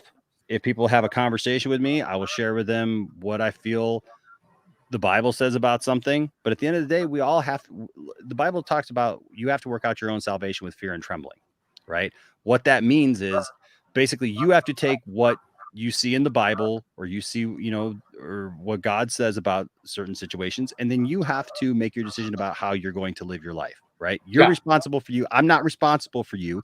I can't change you. I can't try to convince you or push you in a certain direction. I can just share with you, and then you have to live your life. You're on your journey. I am not. Okay. Yeah. And everybody comes to that, you know, my grandma, for example, was raised, you know, when she was little, you know, like she believed in God and all those things. Right. And then she walked away from that. And then my grandma was out in the world, man. She was dating, you know, singers and, you know, and movie stars and, you know, and living that life, man. And, you know, and doing things a certain way. And then she had an experience with God that completely changed her life. Right. Right. But up to that point, nobody was going to talk her into doing something else. Yeah. You know, she already knew the truth. It wasn't a fact that she didn't know. It was a fact that she wasn't ready to do anything about it, you know? And so, you know, so I just think that that's important. I think too many people are trying to change people. Too many people are trying to convince people or, you know, force people to do things. and you're never going to win that. You know, you're never going to win that. All you can do is tell them, and you know, and then let God work them, because the Bible talks about how the Holy Spirit is the one who draws us, you know, Right. to God. It's not because Enosh can't sing a good, pretty song in church that like tugs at your heartstrings and just makes you want to love Jesus, you know, like that's not how it works. It's just not how it works. You know that there's a lot of churches that try to manipulate people with emotions and all these things, you know, or intimidate you and enforce you to do those things. That's not biblical. Yeah. Right. But people pull things out of context all the time on both sides. Right. And people look at like the historical Bible and like they'll point out all these, you know, horrible things in the Bible or whatever. And it's like, okay. And it was written in a different time by different people with different experiences than what you and I have today. Yep. And, you know, that's one of my fundamental differences. So I don't think that we can judge everything by today's society, you know, and, but we can learn from it. That doesn't mean we still can't learn from the past and learn from, you know, those things, those principles that are in the Bible, right? Like, you know, people want to get into these things, you know, like, you know, they're like, well, you're not supposed to eat shellfish. Well, you know what? There's all these different nuances in the Bible, right? Right. The Bible is not all meant to be taken literally. No, yeah. It's not. The Bible is a book. It's one book, but it's actually 66 different books. Right. And some of it is allegory, some of it is literal history, some of it are some parables. Yeah, some parables. Some of them are poems, you know. The problem is that what's called folk theology.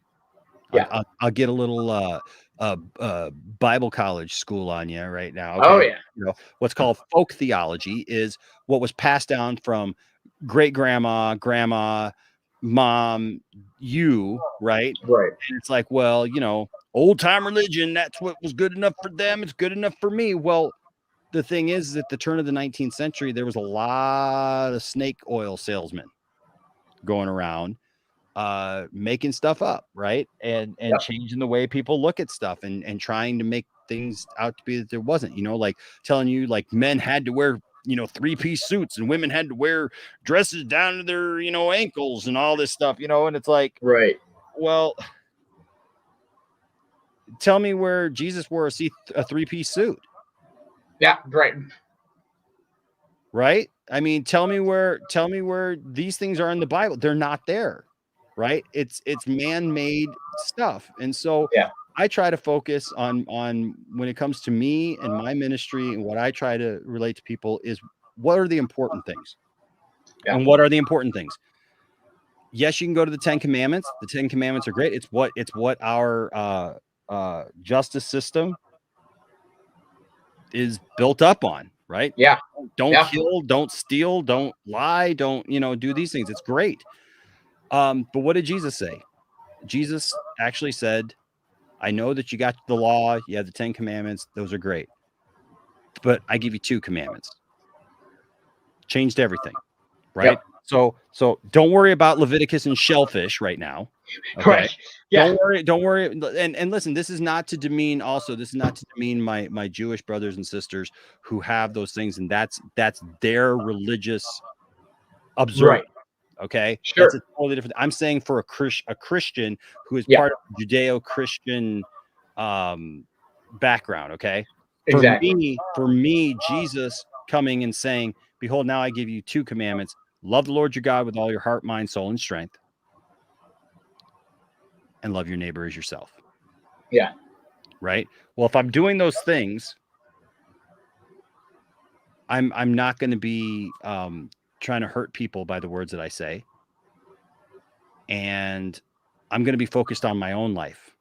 Right. Now, look, that's not to say that there aren't going to be political differences, that there's not going to be things that we struggle with, you know, sure.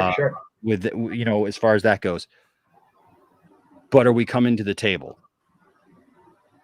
Right? Are we coming to the table? Are we having the conversation? That is how we change things. Right? And that's how we treat each other, with respect. That I can have friends who are different persuasions, different religions, different no religion, whatnot, and I treat them all the same because I love them. Yeah.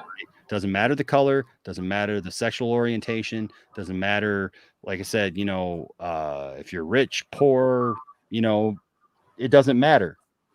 I see people, and I wish that other people would see that as well. And I wish that other Christian people who claim Christianity, and I guess if I have one thing that if I could tell the world anything about my faith and about what faith really is, Yeah. is just please understand that everybody who calls himself something is not that. You can call yourself a Christian, but there's a lot of people who call themselves Christians because mom and dad were Christians, grandma and grandpa were Christians. Listen, grandma and grandpa being a Christian doesn't make you a Christian. Right. Yep. It doesn't, any more than living in a house makes you a door. Right. Just doesn't. And so the problem is people do things in the name of God and have done things in the name of God throughout history. Yeah. My family's been hurt by people who are quote unquote Christians or leaders in churches and things like that. What I keep remembering is I know my relationship with God, and I tell my family, please, I beg my family, like when we've gone through different things where we've been attacked or hurt, by people, please remember that's not God. Yeah. Don't blame God for these things that have happened. Exactly. Understand that these people are not representing God. Yeah. They're representing themselves. They're representing their own interests, their own prejudice, their own whatever, and that's the way I try to live my life, Austin. And I all I can do is try to help people. And at the end of the day, we all have to stand before God for ourselves. I do believe there's a way to God. I do believe, that strongly, and where my faith is, and and I'm always willing to share that, but I'm not going to try to force you to take what I have to say, because if I have to do that, you're not really going to experience the love of God. You're not going to experience a change. You're not going to experience what you need to experience. Exactly. And I think for sure it shows, in how you conduct yourself and all of those types of things. I think I just love I love your outlook, on life, and just how you present yourself, how you conduct yourself. You love everybody, you accept everyone, and you're very interested in getting to know people and having conversations, and it's just it's been really cool. But I thought we'd end it here with a fun. I'm not perfect. I'm not perfect. Look, No, right. I get it wrong all the time, man. I get upset about silly things. I may offend you. I may hurt your feelings. Like, just because I'm a nice guy and I try to do the right thing doesn't mean that I'm not going to slip up and say something or hurt somebody or whatever. But just know that Exactly. I never do it purposely. Yeah, exactly. And it's not my intention. And you know what? A lot can be said for just simply asking someone to forgive them. Yeah. Recognizing absolutely. when you do something wrong and changing from that. And so, and like you said, intention too is such a big thing. We're all human, and at the end of the day, that's I think what you got to look at people's intent is what their intent is. And I think at the end of the day, man, your intent is just to have fun, love people, have conversations, and it's been really cool getting to know you and stuff, and learning about you, and seeing, even because I do watch on Sundays and stuff, and so I get to even see how it's very very similar. So it's awesome. But I thought we end it with a couple of fun questions from sure, from some of the from some people here. So obviously I don't want to give it away, because it looks like you have quite the collection of toys there in the background and stuff. I have no idea what you're talking about. Yeah. So I don't want to ask you on live stream what's the most valuable thing, but I will ask you this: what to you in there? what is Well, like the what? most valuable thing is probably the flag, Okay, yeah. Let's see. the aircraft carrier. Oh I know yeah. it's kind of hard to tell that that's an aircraft carrier from here, Oh but wow. but it's a what's like if I go up, maybe you can kind of tell that it's a aircraft carrier. Yep. Yep. Right there's the stuff in the mast right there. That's pretty cool. And you got the airplanes on it and stuff like that. I never thought I'd own that, and it's actually worth a lot more than I paid for it, but it is what it is. But you know what? Right now, actually, I mean, look, I never thought that I'd own one of those, Austin. Like that's like a if you would have told me I would own a flag, I'd be like, there ain't no way, because I'm not going to pay that much money for that. Right. Right. Right now, one of the coolest things though that I own, I'll be honest with you, is that Luke Skywalker that I just bought. Yeah. That Return of the Jedi Luke Skywalker that's still in the package. It's a little Yep. beat up and everything, Yep. but honestly, it's a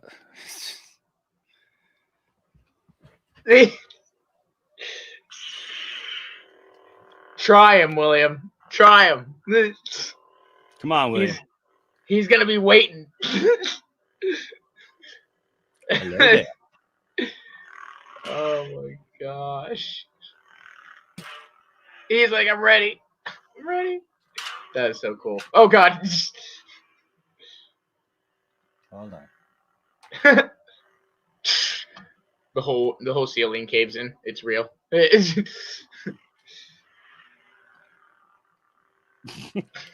love lightsabers.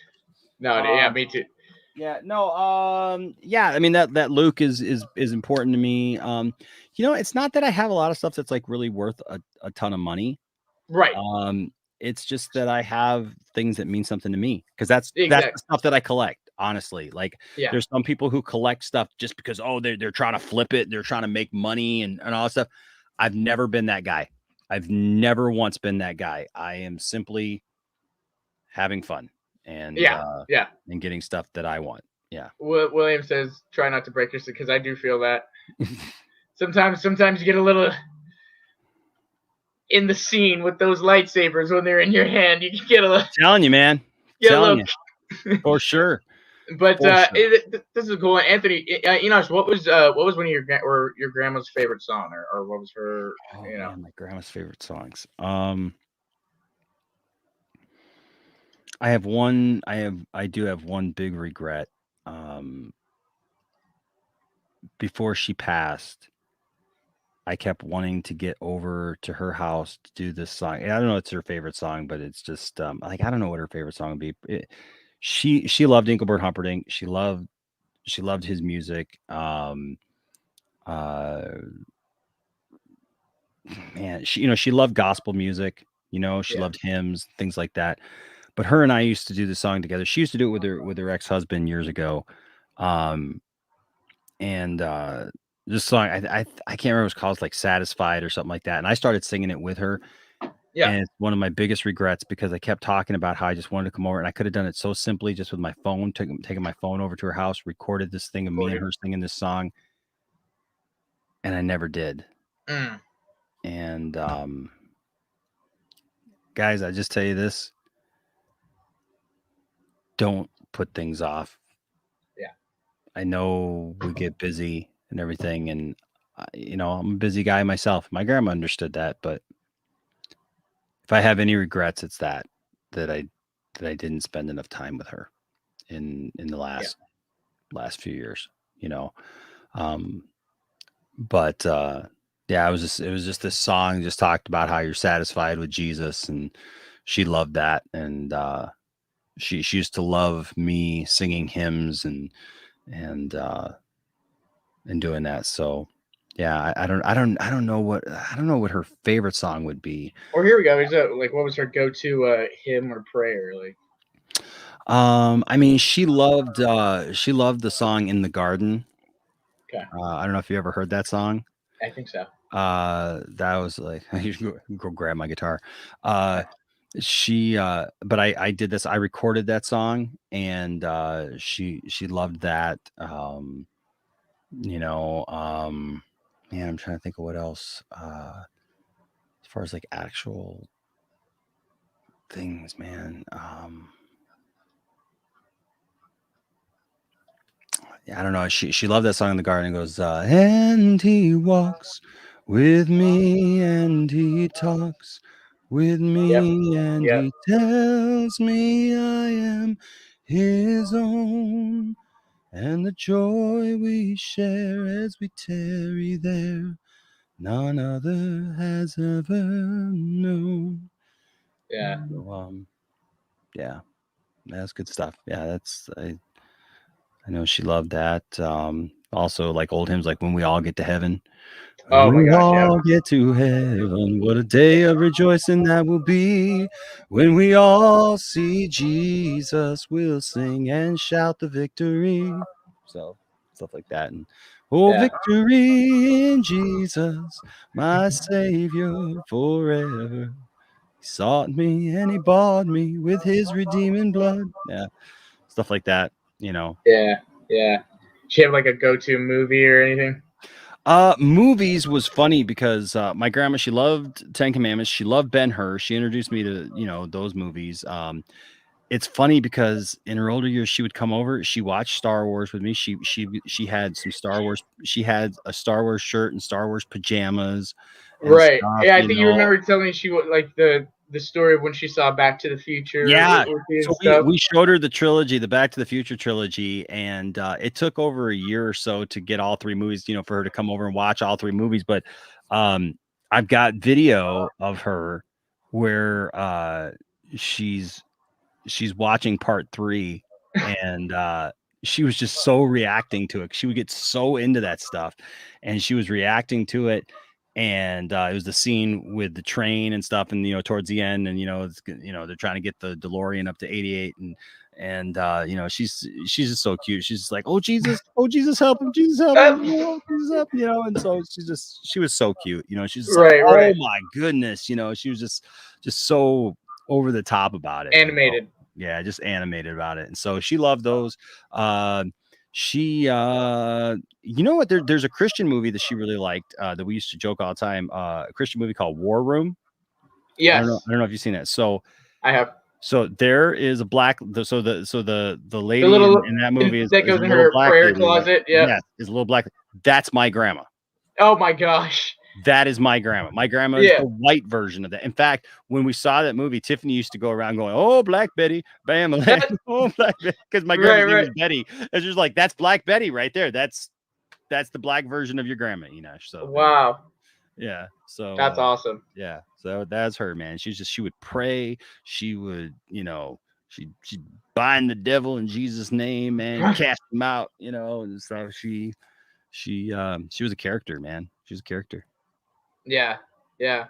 Well, man, I want to thank you. I mean, this was super super cool. Getting to just learn more about you and hearing some stories and stuff like that, and just getting to share that with other people who tune in and watch the channel and stuff. Like I said, I think it's cool that now there's going to be something for people like it's kind of like get to know you more type thing that they can just check out and get to know you if they don't know too much about you, which heck yeah. And I want to encourage you guys watching, I mean, obviously this first one, like I'm here and that's cool. And it was cool that you asked me to do this, and I appreciate it. But, Austin's going to have a lot of really cool people on that you can learn more about. And I think it's great that when we learn more about people in our world, and what some people are doing to make this world a better place. And from what Austin's told me, he's got some great ideas of people he wants to talk about in his life and stuff. And I think it's a great idea. And don't forget, as we do these, shows and everything, your response to these shows benefits the people doing these shows. Okay. So just know that, like, like we're not here begging you for super chats or anything like that, but just know that as you guys do, those super chats benefit the people doing the shows. Okay. So it's true. This is true. So show them some love, show them some, some whatever. Yeah, yeah. And thank you, man, for, like I said, just for, because honestly, you don't have to have anybody else on your platform or anything. You could do everything solo and stuff. And so I think it's really cool how you've open it up. Like I said, just like you said earlier, you live your life exactly how you talked about, and opening it up how you have with the Pantheon, and allowing all of us to come and interact with you, and the fun ideas that we have planned and stuff. I'm super excited and super grateful. So, but yeah, guys, This is me. obviously. This is me. Oh, This yes. is just it. This is just me. This is just me. I This got is- nothing else. Just me. I ain't trying to be nothing that I ain't. I'm not, I'm not trying to be an internet celebrity. Yeah. I'm a 45-year-old man with a family, with a wife, 3 dogs, and a YouTube channel. But I'm not Right, and a YouTube channel. but seriously, I really do this one person at a time. Like Austin today, we were on with Jack and and Eddie, and Stella was there and stuff. And I because I knew I was gonna have to give him my phone number and all that stuff. So I turned my camera off. So I said, guys, I'll be back in a second. So I'm paying for my stuff. And as I'm paying for my stuff, like there's this guy next to me, and he's just talking about how like he collects toys with his son. His son is 6 years old. Right. Yep. And his son is like telling him, Dad, while I'm at school, I need you to go get this Marvel Legends, blah, blah, blah, blah, blah, Oh, like, yeah. And we just started talking and stuff. And then he found out about the channel, and he was just like, talking to me about that. And, it's a it's a grassroots effort, man. It really is, like just one person at a time. And so, you know what, as you guys watch this channel, just know that, look, we really are. Yes. Thank you, Austin. All right. Thank you. As we do this, we're literally just, this is us. We're just glad to have people here. I'm shocked and amazed. I think Ben said it earlier. I mean, the channel has grown so much in the last 2 or 3 years, and it's changed, like the way that it looks and how we do things. And, and I'm sympathetic to things, like I had a friend, he got mad because like we changed formats when we, went to panel discussion, when I got StreamYard, for example. Right.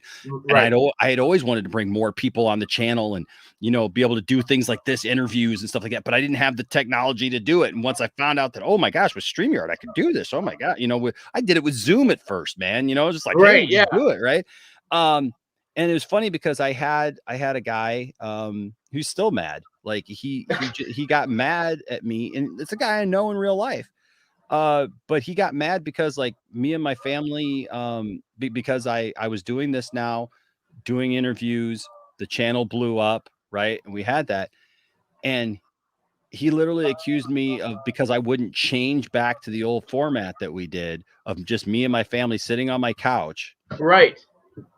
Even though like the rules got worse on, on YouTube about copyright and stuff like that. So we couldn't do so many, trailer reactions and, and things like that without risking getting strikes and stuff like that. And I tried to explain it to him, and like, he was just like, no, man, if you don't go back to this, like, I'm not watching your channel anymore. And so I just said, well, I'm sorry then, but like, we got to keep doing it. And like, he was like, and he literally put up to me and he goes, so what you're saying is the 11,000 is more important to you than the 1? Oh my. And I went, no, but yes.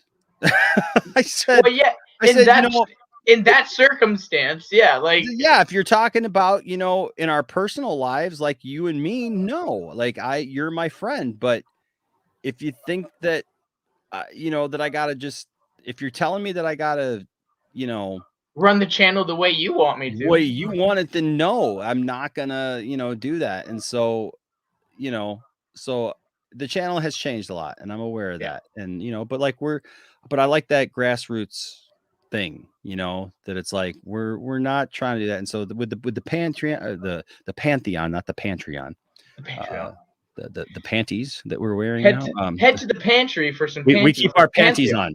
We keep the panties on. We keep our panties on in the pantry at the Pantheon. Yes. But Austin takes his shirt off. Yeah, but but yeah. Suri, come on, yes. It had to get weird at some point. We couldn't go the whole time. Yes, the needs, Stella, you are absolutely right. The needs of the many outweigh the needs of the few. Yes. Sure. And sometimes that in that case, yes. Sometimes that happens. And you know what? It's hard. Change is hard sometimes. But you know, even this Pantheon thing, like, it's not meant to exclude anybody. It's not meant to hurt anybody. It's not meant to prop us up like we're some great thing. No. Like I said again, I think it's funny when people, though, Austin, get like weird ideas in their head, like, and they think they know your motives and you're like your motivation and like why you're doing what you're doing. And like if people realize just for a second that like that's not the case all the time, you know what I mean? Like, just reel it back in. It's like my friend that just got mad at me because like Facebook deleted or like unfriended us from each other. Right. Oh, what? I'm friends with the guy on, like, the guy's been a friend to me in real life. I've been more than a friend to this guy. Right. Like been through a lot of stuff with this guy. And I love him still, but he flies off the handle at the littlest thing. And he got mad at me because Facebook unfriended us. And yet, like, I'm friends with him on like every other social media platform. Oh my gosh. Right. And so like he literally, when he saw that, he made a post. And of course, who did he get? Who did he get coming in, like trying to like support him? The dude who left because I changed formats. And I had to step back, and I ended up texting the guy because I got his real number. I love it when you have people's real numbers. Yeah. Like, and like you could just text them or call them. They could call and text you, but they don't. And so I texted him and I said, "Hey man, if I really wanted to get rid of you, don't you think I would have like unfollowed you on like all of the platforms? Not just Facebook. Facebook that I'm like never on. You know, like okay, you know, I mean, like, okay, man." I said, you know, but like but sometimes I think we get really upset about something where, like, if we just took 2 seconds, step back, think about things, give people the benefit of the doubt. Look, if they turn out to be an a-hole, they're an a-hole, right? Right. Nothing you can do about that. But just if you're judging them on something that's not right, why risk ruining a friendship? Exactly. Yeah. And that's the way that I live my life. That's the way that I want this to be. Like, I may say something that ticks you off. Yeah. Give me the benefit of the doubt that I'm not just an a-hole that's just trying to treat you bad. If it turned out that way, like I said, there's nothing we can do about those people, right? But you know, my intentions are good, at least I hope. Good. Exactly. So, and I love you guys, and I'm so glad to have you, Austin, here. I'm so glad, man, and I'm glad to have Jack here, and glad to have William here, and Brian, you know, and others who we're going to talk to and get to do things here on the channel too as we yeah, grow. Man, this it's the ground just floor. Starting. It's just starting. So it's just starting. It's just starting. I mean, probably a couple weeks here we'll have a couple things going almost every day. So heck yeah. And I had a meeting today with Wonder Meg and Scott about our show, and I got some notes about what our show's gonna be about, collecting and stuff. And man, I can't wait for that. It's gonna be awesome. So heck yeah. Well, yeah, guys, obviously, again, don't forget to like the video, share it with somebody you know. Yes. Subscribe to the channel, obviously. And yeah, like I said, tell people about the Pantheon. Let people know that there's some cool stuff going on, and if they're into any nerd stuff, that this is the place for it. We've got a variety of all different things, from Star Trek to food to interviews to you name it. So it's going to be a lot of fun and stuff. And obviously all the links are in the description below and all of that. You can find my channel, Little Big City Studios, there as well as all my social media. So yeah, guys, again, thank you so much for watching and tuning in. Enosh, are you going live a little bit later? Yeah, we'll be live at midnight. Got lots to talk about tonight, man. Look at all that Rebel Moon stuff. Today. All that news. Rebel Moon. I was like, this is gonna be so hard having to talk, because there's a lot of nerd stuff I want to talk about with you too. That can go for another 3 or 4 hours. That I'm like, I gotta wait for his show. I know, man. But yeah, no, we got good stuff. It's what all we got to talk. I got to put the thing together, but I mean, we got Rebel Moon news. Yep, Rebel Moon cat. Hey, breaking news today. Ray Fisher got a job. Ray Fisher's working? Ray Wait, Fisher's did he? working as Didn't an he just actor. finish a show? Yes, he just finished one show, and amazingly, he's now going on to another movie. To another project. Wow, Um, that's what happens in Hollywood. that's kind of what happens with Hollywood. Oh, Obi-Wan Kenobi news dropped today. Dude, okay, dude. Okay, Poster. okay. We're gonna talk about that because I have plans. It drops on my birthday. Does it? Is that your birthday? That is my birthday. That's awesome, dude. That's Oh, awesome. dude, I'm having a party all day. Nice. Stream party all day for Obi-Wan. Heck yeah, Futurama maybe coming back. Futurama's coming back. Obviously, at the Book of Boba Fett finale and stuff. I got a thing from HasLab and Hasbro that my Razor Crest is coming. Ooh. Yep, That's they even released a video that apparently is like an unboxing to tell you like all the goodies that come with it. But see, now that one you got to do an unboxing of. That heck one, yeah! Oh yeah, that one you have to do an unboxing of. But yeah, there's stuff. Oh yeah, the Discovery Warner merger got clearance today. May clear before April. Man, I'll tell you what. Yeah, so all the people who hate that stuff, I'm sorry. It's news. It's the news. What do you want me to do? Like, I the just don't. news. Enosh is talking about that Zack Snyder again. I can't stand it. Every time I turn on, he's talking about Zack Snyder. Maybe it's because when you get the message, like when you get all the other, like literally all the other, notifications, you're like, oh, Enosh is talking about everything but Zack Snyder. Not gonna watch that. Oh, he's talking about Zack Snyder. Yeah, no. Exactly. Yes, Stella, I agree. Please do the unboxing. And then I will blow it up. No! Oh God! Could you imagine? No, you should end that viewer unboxing with the clip of it just. The clip. Yeah. So yeah, so I mean that's like 3 or 4 things right there, man. Plus we'll have some fun. We'll play some games. We'll watch some videos. We'll do something. It's Wednesday night into Thursday at the lounge. So Book of Boba Fett. I don't know if we could talk spoilers yet. I mean, everybody seems to be pissed off about it. I give it a 6 out of 10, but it's a good 6. Yeah, but there's some my issues with it are actually from a filmmaking perspective. The editing is really weird. So it's not necessarily with Star Wars itself. It was more of there were just some things from a filmmaking perspective that I was like, this is a little. It's like I said But also we got a Rancor ravaging a freaking city like Godzilla. Dude, take my money, dude. Like Cloverfield monster up here, man, dude. Like just my gosh, it was so good, dude. It was so good. Like, and we all knew Boba Fett was gonna come in at some point riding on that guy. I knew it. I called it. I had told Bradley, I was like, I'm telling you, Boba's gonna ride the Rancor. At some point. But the thing is, man, it was like, look, as a whole, it's like I said today in my Driving with Enosh video. If you can't see that these shows are going to interact and overlap and you're going to have these characters in and out and there's going to be whole episodes of an Ahsoka show where probably Ahsoka is not even going to appear, right? Or it's going to deal with something else or, whatever. You're going to have these shows that do these things because it's all telling one big story.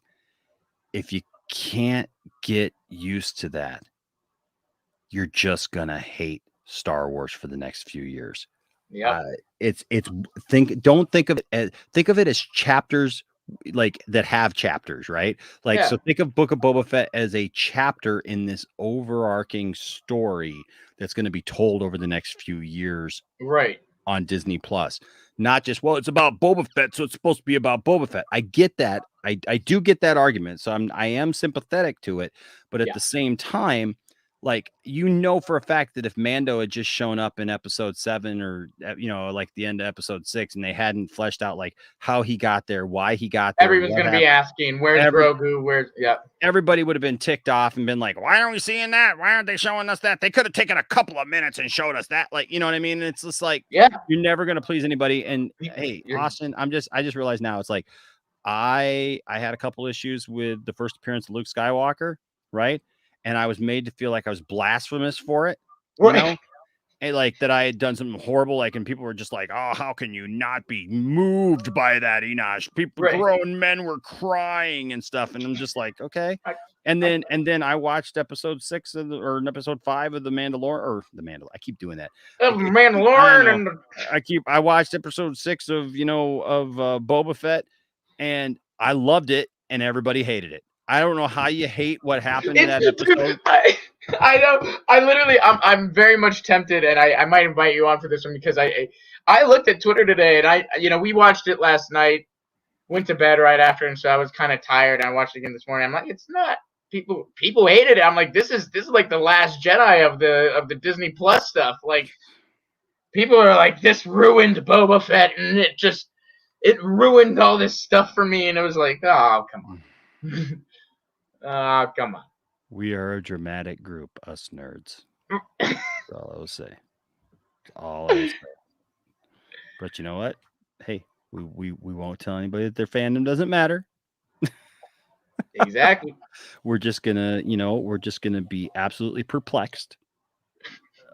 Yes, it just seems people wanted to hate Book of Boba Fett from the start. They didn't like where it was going with those first 4 episodes, and then when it sidetracked, they didn't like the fact that it sidetracked or that it came back or what happened, and it's like, I enjoyed it. There were some things. There were some parts that were kind of cringy and I didn't like, or that were really slow and were weird, pacing wise. And then there were some things that were really good. I was really surprised what happened to Cad Bane, if I'm going to be quite honest with you. Yeah, I was very. We were both. Yeah, we were. Yeah. Yeah. I was very not surprised. sure still how I feel about that one, but yeah, like it was interesting, but it works, and there's a lot more story to be told, dude. Oh, there's a lot.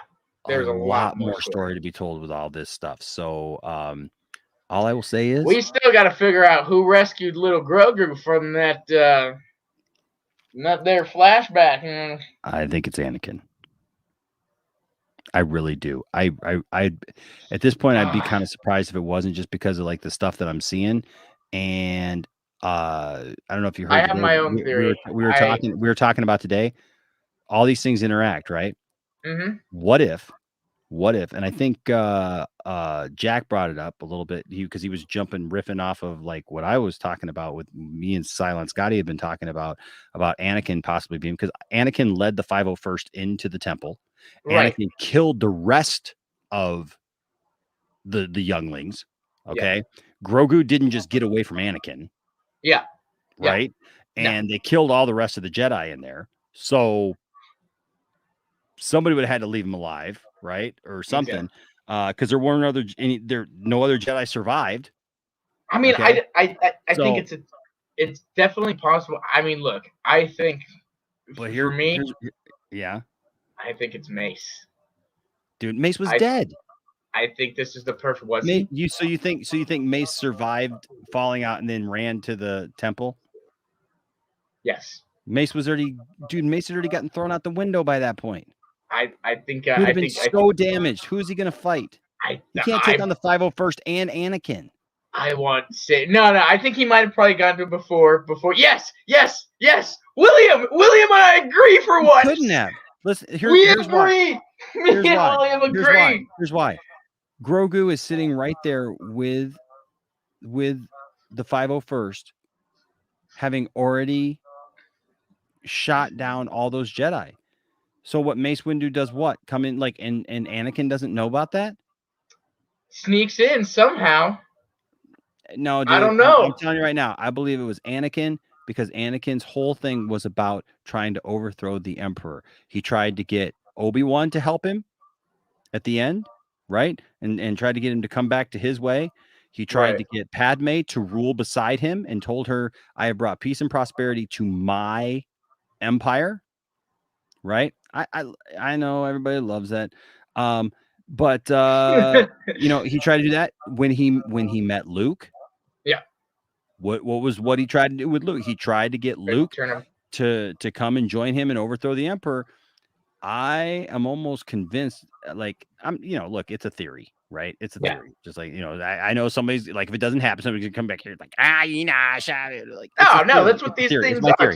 But Yeah. it's a good running theory. But something that Jack added to it today that I was like, and we expanded upon it. Obi-Wan series, right? Something has to pull Obi-Wan off of Tatooine. Yes. Something has to get Obi-Wan off of Tatooine and get him facing Darth Vader again. Yes. Right? What if